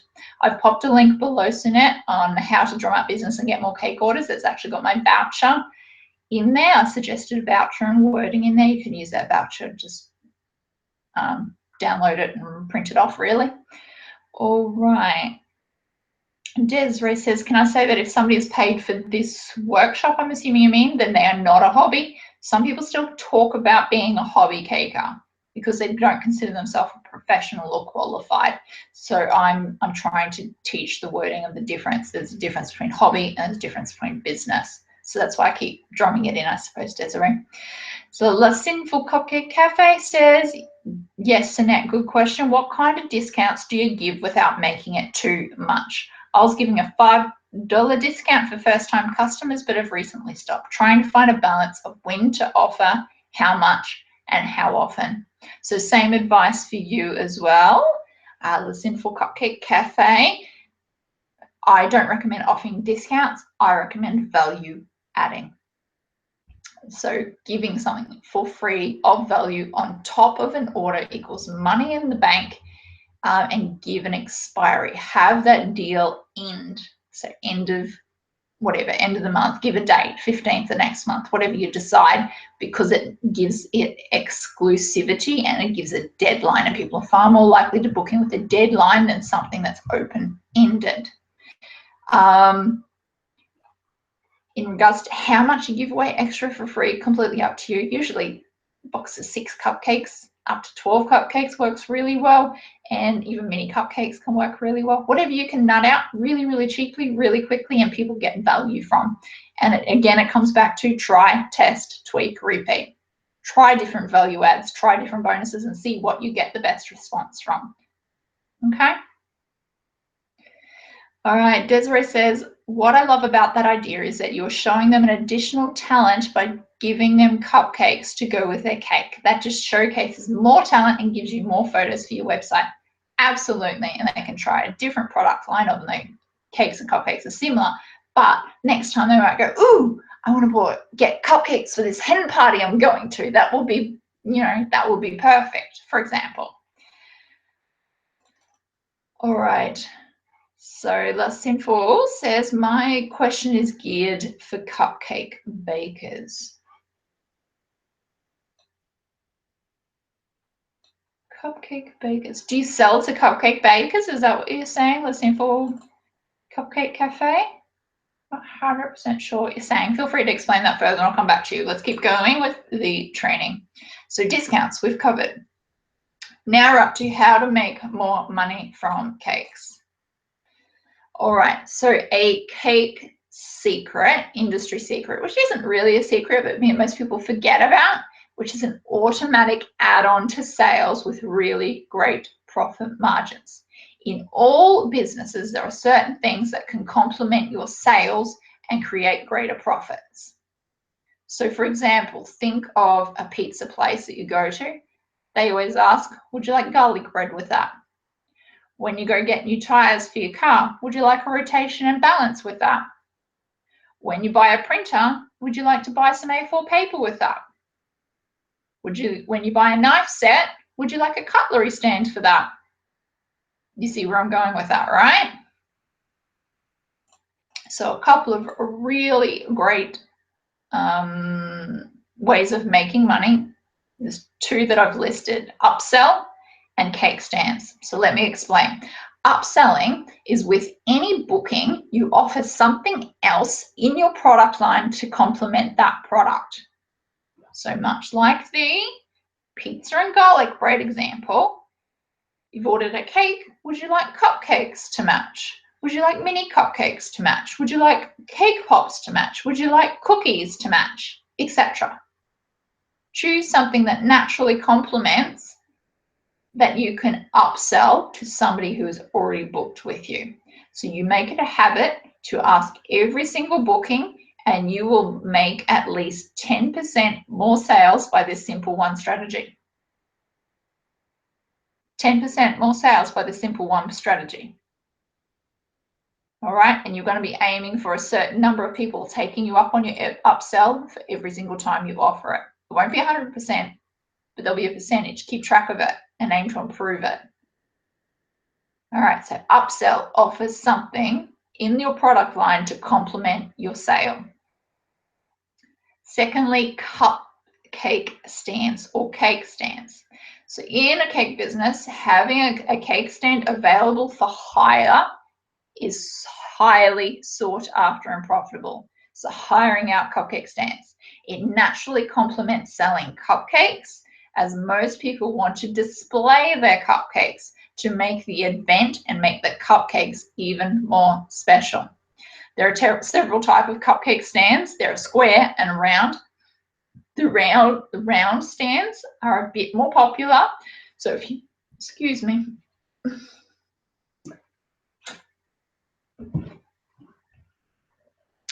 All right, the round stands are a bit more popular. So if you can only afford one stand to start with, get a round one.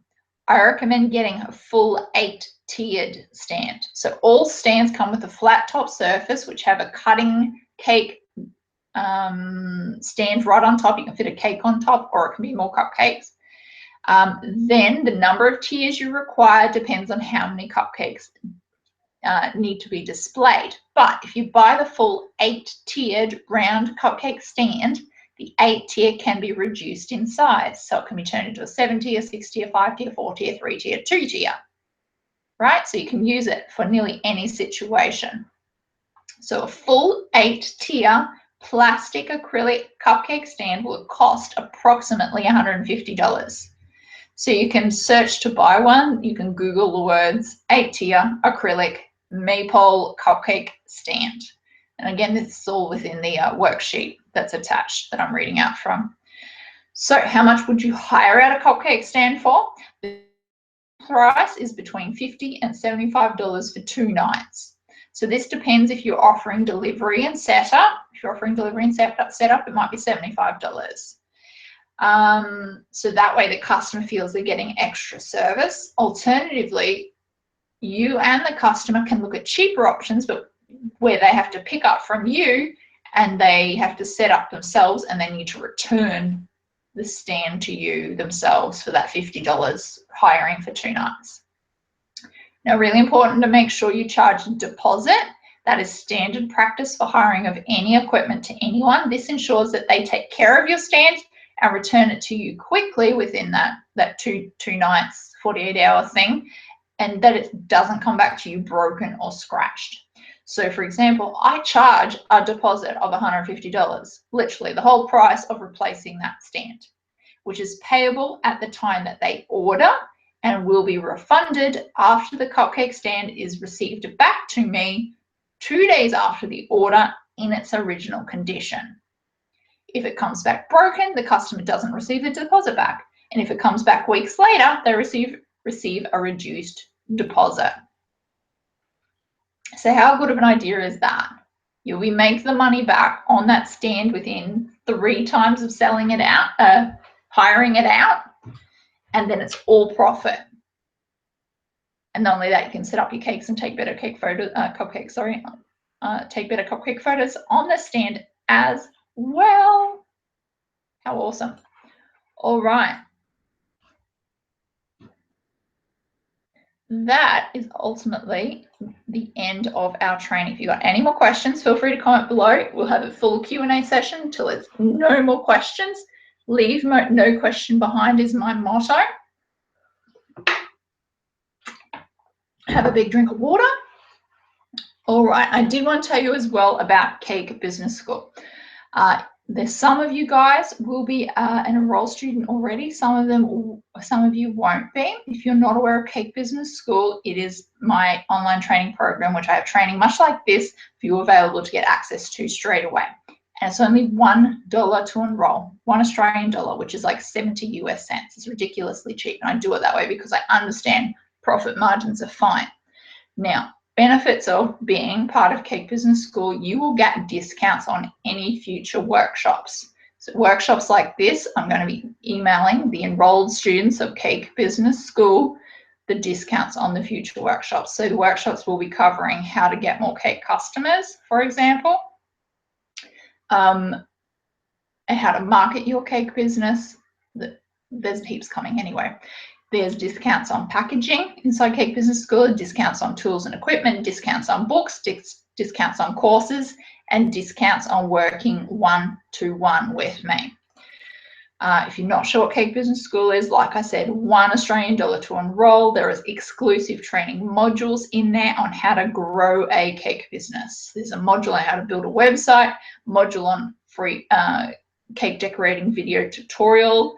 There's a module on where to order packaging and business cards, the secret to getting fully booked out, a module on how to price your cakes for maximum profit.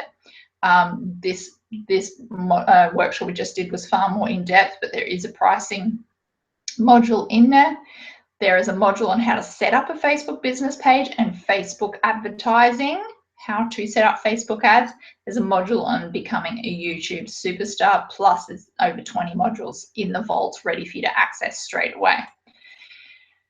So like I said, you get training modules, you get member shares on social media. It is a secure membership site, so it has username and password. There are how-to video trainings inside there. There's nitty-gritty business documents done for you. There are a load of bonuses inside a Cake Business School. So there's a copy of my mini ebooks, Cake Bakers Money Makers, the video tutorial library, and free copy of my Amazon best-selling books. And there is a 100% money back guarantee. So like I said, now is Q&A time, question and answer time. We leave no question behind, so type away in the chat box. You could be asking questions about this pricing workshop, about food licensing, about setup, about money stuff, anything at all. So thank you so much for joining. I have uber appreciate it. Let's go over. There we go. Say hi. All right.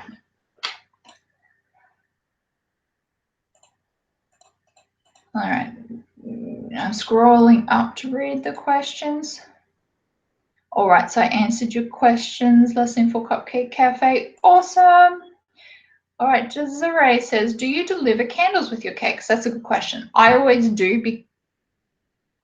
I usually put them on the cake because it finishes the cake design and look that I'm going for. Because I've seen a lot of cake wrecks where the customers put their own candles in. They don't suit at all, and they usually like smash them in the icing cracks. It just looks stupid. It doesn't finish the look of the cake. So I include it in the price. When I quote, it's with candles. They're only a couple of bucks. It's no biggie to me.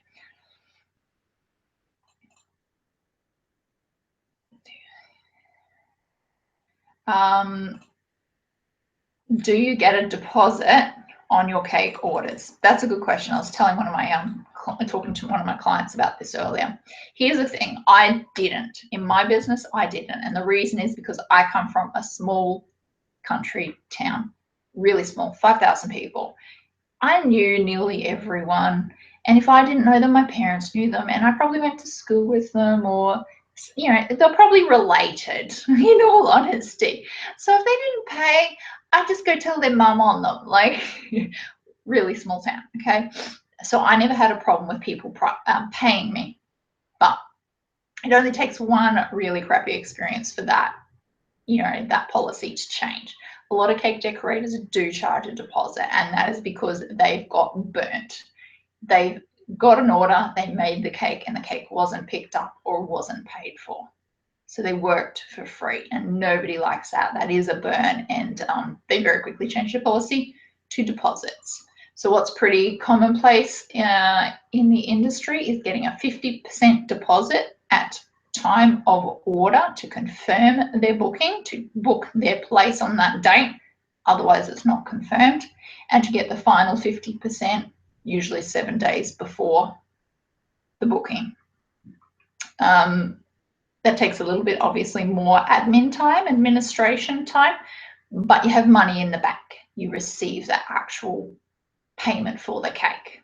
So it's completely up to you what suits you, your business, your location, your personality type, and what works best for you, in all honesty. But you can do it in many numerous ways, but there's a couple of examples.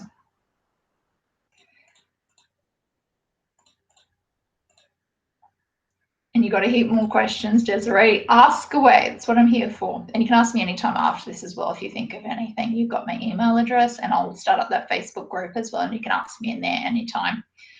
All right. And Sunette says the same thing. She feels like she has lots of questions.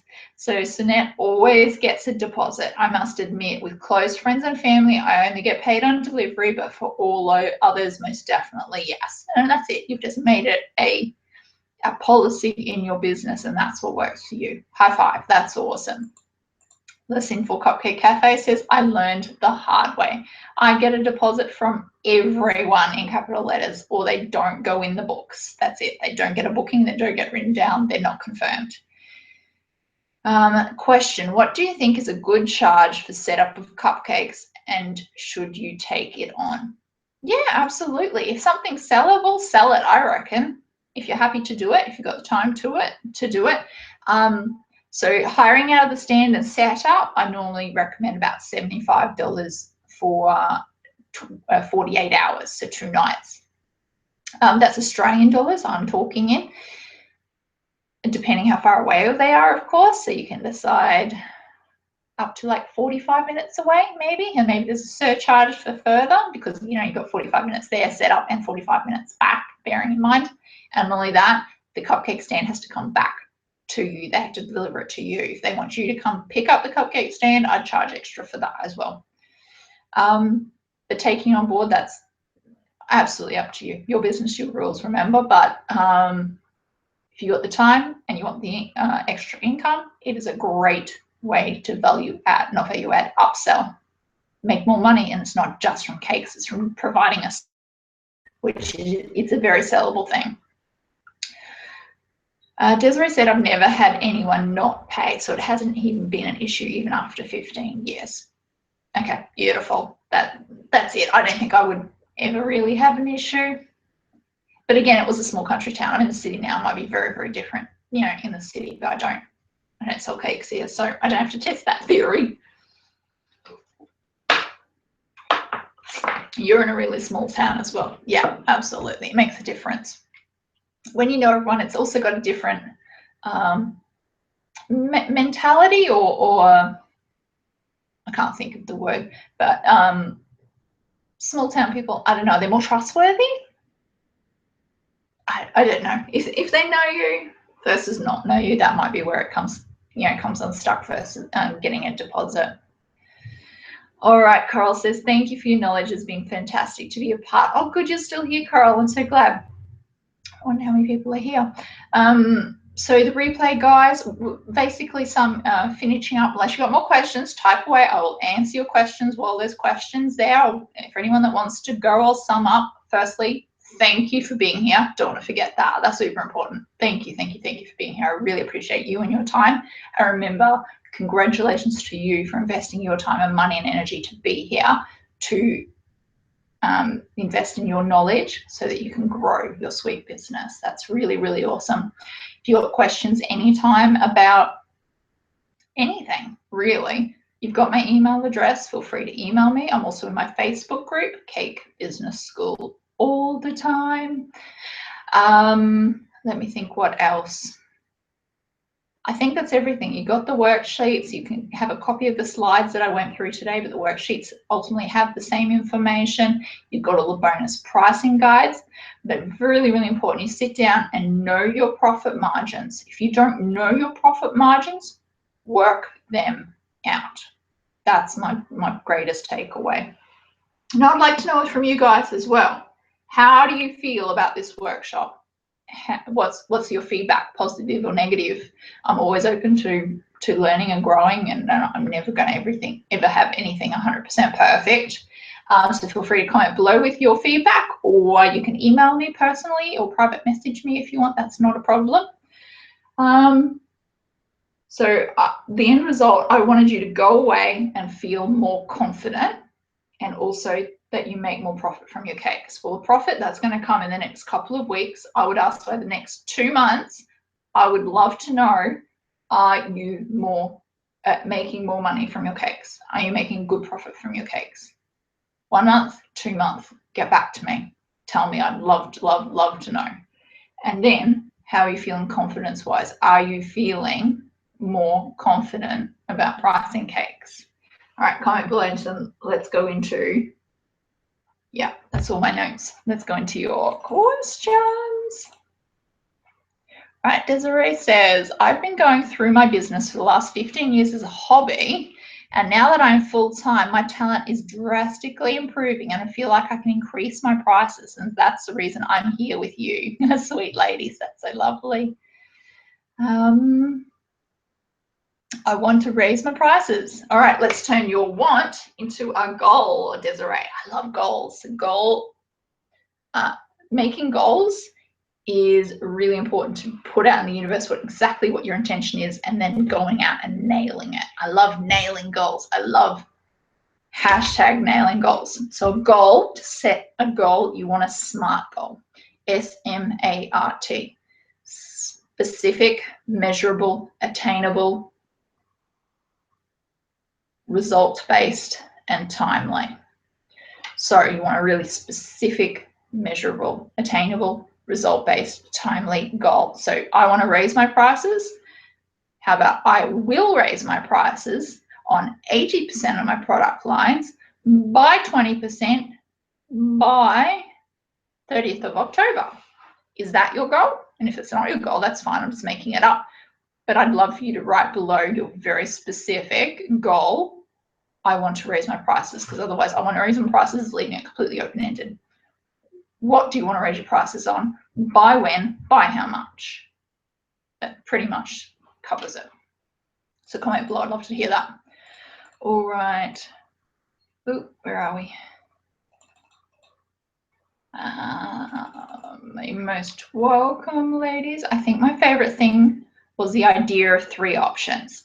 Okay, love that. That's the most common feedback I get when I suggest that to like one-to-one clients and things like that. Oh, for anyone that wants to join Cake Business School, so you can get discounts on future workshops that I'll be running, you can enroll here. Like I said, it is $1 Australian. I've popped the link below, which is like 70 US cents for the first month.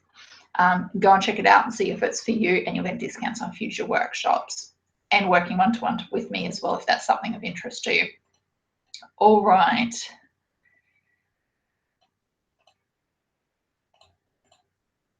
And then I love Cake Business School. Thank you, Sunette. I love your Facebook page. Thank you so much.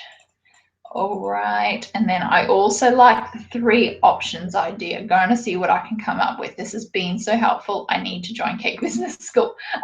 Oh, brilliant. I'll pop the link for you below, the Simple Cupcake Cafes. Come join us. It's the best place. All right, Desiree, I will be making changes tomorrow. Yes. All right. And Sinette says, yes, join now. Brilliant. Thank you, Sinette. Listen full. Like Desiree, I'll be making new changes and additions tomorrow. This has been excellent. I still have to work on the profit margins aspect. It's more of balancing a full-time job and part-time business. It's always a balancing act, but good on you. I'm so glad. This has been excellent. That's such a great feedback. Thank you. And Sinette's in the same boat. She's in a full-time job, part-time business, tiring sometimes, but love it. That's it. You're taking a step each day to work towards your sweet business dream. One thing each day to grow your cake business. Love it, ladies. You guys are rocking it. All right, Coral Joyce conclusion. I think I am the cheap cake lady. Oh, you know what? The power is in the realization. When you become aware of that, like, oh, wow, I can change that. It's like, it's making me think of Alcoholics Anonymous, where the first step is, what's the word? when you say, I am an alcoholic, like, I am the cheap cake lady. All right, now we can take steps towards fixing that or changing that or whatever you wanted to do with that statement. So high five to you. That is a really, really powerful statement of being aware that you charge not enough, that you don't want to be seen as a cheap cake lady, and you want to be, you know, middle of the price range, for example, if that's where you want to be. But if that's the aim, that's the goal, you can achieve it. So again, what is your specific SMART goal around that, Coral? Do you want to work out your profit margins first? Do you want to aim for 50% profit margins? I'd suggest if you're being really, really cheap, probably aim for 50% so that you're not doing a really huge price hike for yourself and your customers, because that will feel uncomfortable. But you can do it gradually. You can go, okay, 50% profit margins by next week for any future orders and inquiries. Then within 6 months, I'm going to go to 60%. Is that your aim? Is that your goal?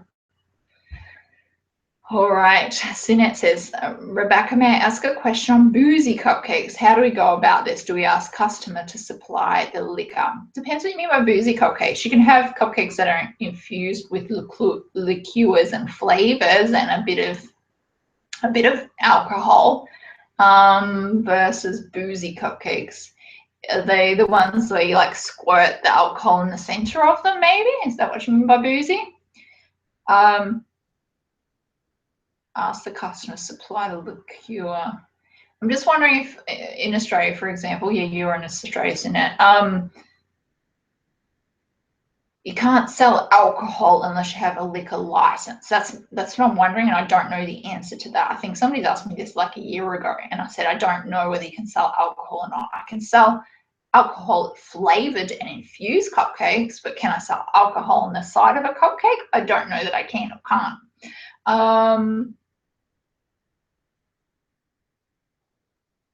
Oh yeah, so squirting cupcakes, legals, do's and don'ts. Yeah, if it's squirting cupcakes, like I've seen them, like you have maybe, well, ask people that you see doing them and whether they're in Australia or not, and whether they found out or they're just doing it because they don't know any different. I don't honestly have the answer to that one. I don't know. Sorry, I can't help any further with that one. All right. Did anyone else have any questions at all? So we are at 2 hours and 15 minutes. That's pretty good time-wise, I think. My aim was 2 hours. I thought it might go up to 3 hours. Was not sure, but now I know. I can pretty much nail it in 2 hours plus Q&A time. Or no, that included some Q&A as well. I answered questions along the way. That's awesome. This is the best fun, guys. I don't know how big of a dork I am, but I really am. If the customer's supplying the liqueur, you're not selling the liqueur. See, again, there's like the exchange of liquor going around and there's still money in there, so I'd be concerned with legality of that. If I don't know, I'd get them to fill their own little squeezy bottle and insert it in their own cupcakes to cover yourself. That way you're just selling a cupcake. That's what I would probably personally do. But obviously I don't know the answer to that one. Desiree, you are great. Thank you. Right back at you. Can we get another one soon, please? I'm aiming 2 weeks' time. All right, let's just nail it in. 2 weeks' time. I love goals. I love deadlines and schedules. So 2 weeks exactly from today, which is the 1st of November for me, which is the 31st of October for US peeps. All right, it'll be marketing, how to market your business, how to get your name out there, how to get fully booked out. How awesome is that? All right, done. Workshop first. Writing down, because then it makes it happen. 1st of November. Fun. Thanks, ladies. Thanks for that push too. I appreciate that. The Simple just joined. Yay! Oh my God, you guys are awesome. And by the way, my daughter says that the geeks are sleek. I like that. Geeks that are sleek. Love it. All right, guys, that is ultimately the end. Not unless you just want to hang around and have fun. But no, what I'll do is I will create a private Facebook group. Is that what you guys still want? Where you can talk specifically pricing, specifically what you learned here. I can let you know about the next workshop. You get a special discount. I probably will do that. Private Facebook group, yay or nay, just like yay or nay in the I need the link. I will email out the link for everyone. So there will be some people that bought this workshop for the replay only, so they'll be watching later and they'll join the Facebook group later. But everyone that's live will join the Facebook group. Okay, I'll email it out. How does that sound, guys? I think I'm still live. I should go check. Oh, that's live. I'll join the Facebook group. Yep, sweet. All right, I'm so glad this all works with no techie issues. That's just the best issue. Best thing ever. You're most welcome, Coral. All right, guys, I'm going to sum up. I'm going to finish up. Thank you so much for being here. I appreciate your time, like I said, but I really, really do. And wanted to know, I want you to know I appreciate you. So any questions, anytime, you know where to find me. Email me, Facebook message me in my Facebook group. I'm always available. You're most welcome, guys. All right. Have a great day, night, wherever you are. Bye.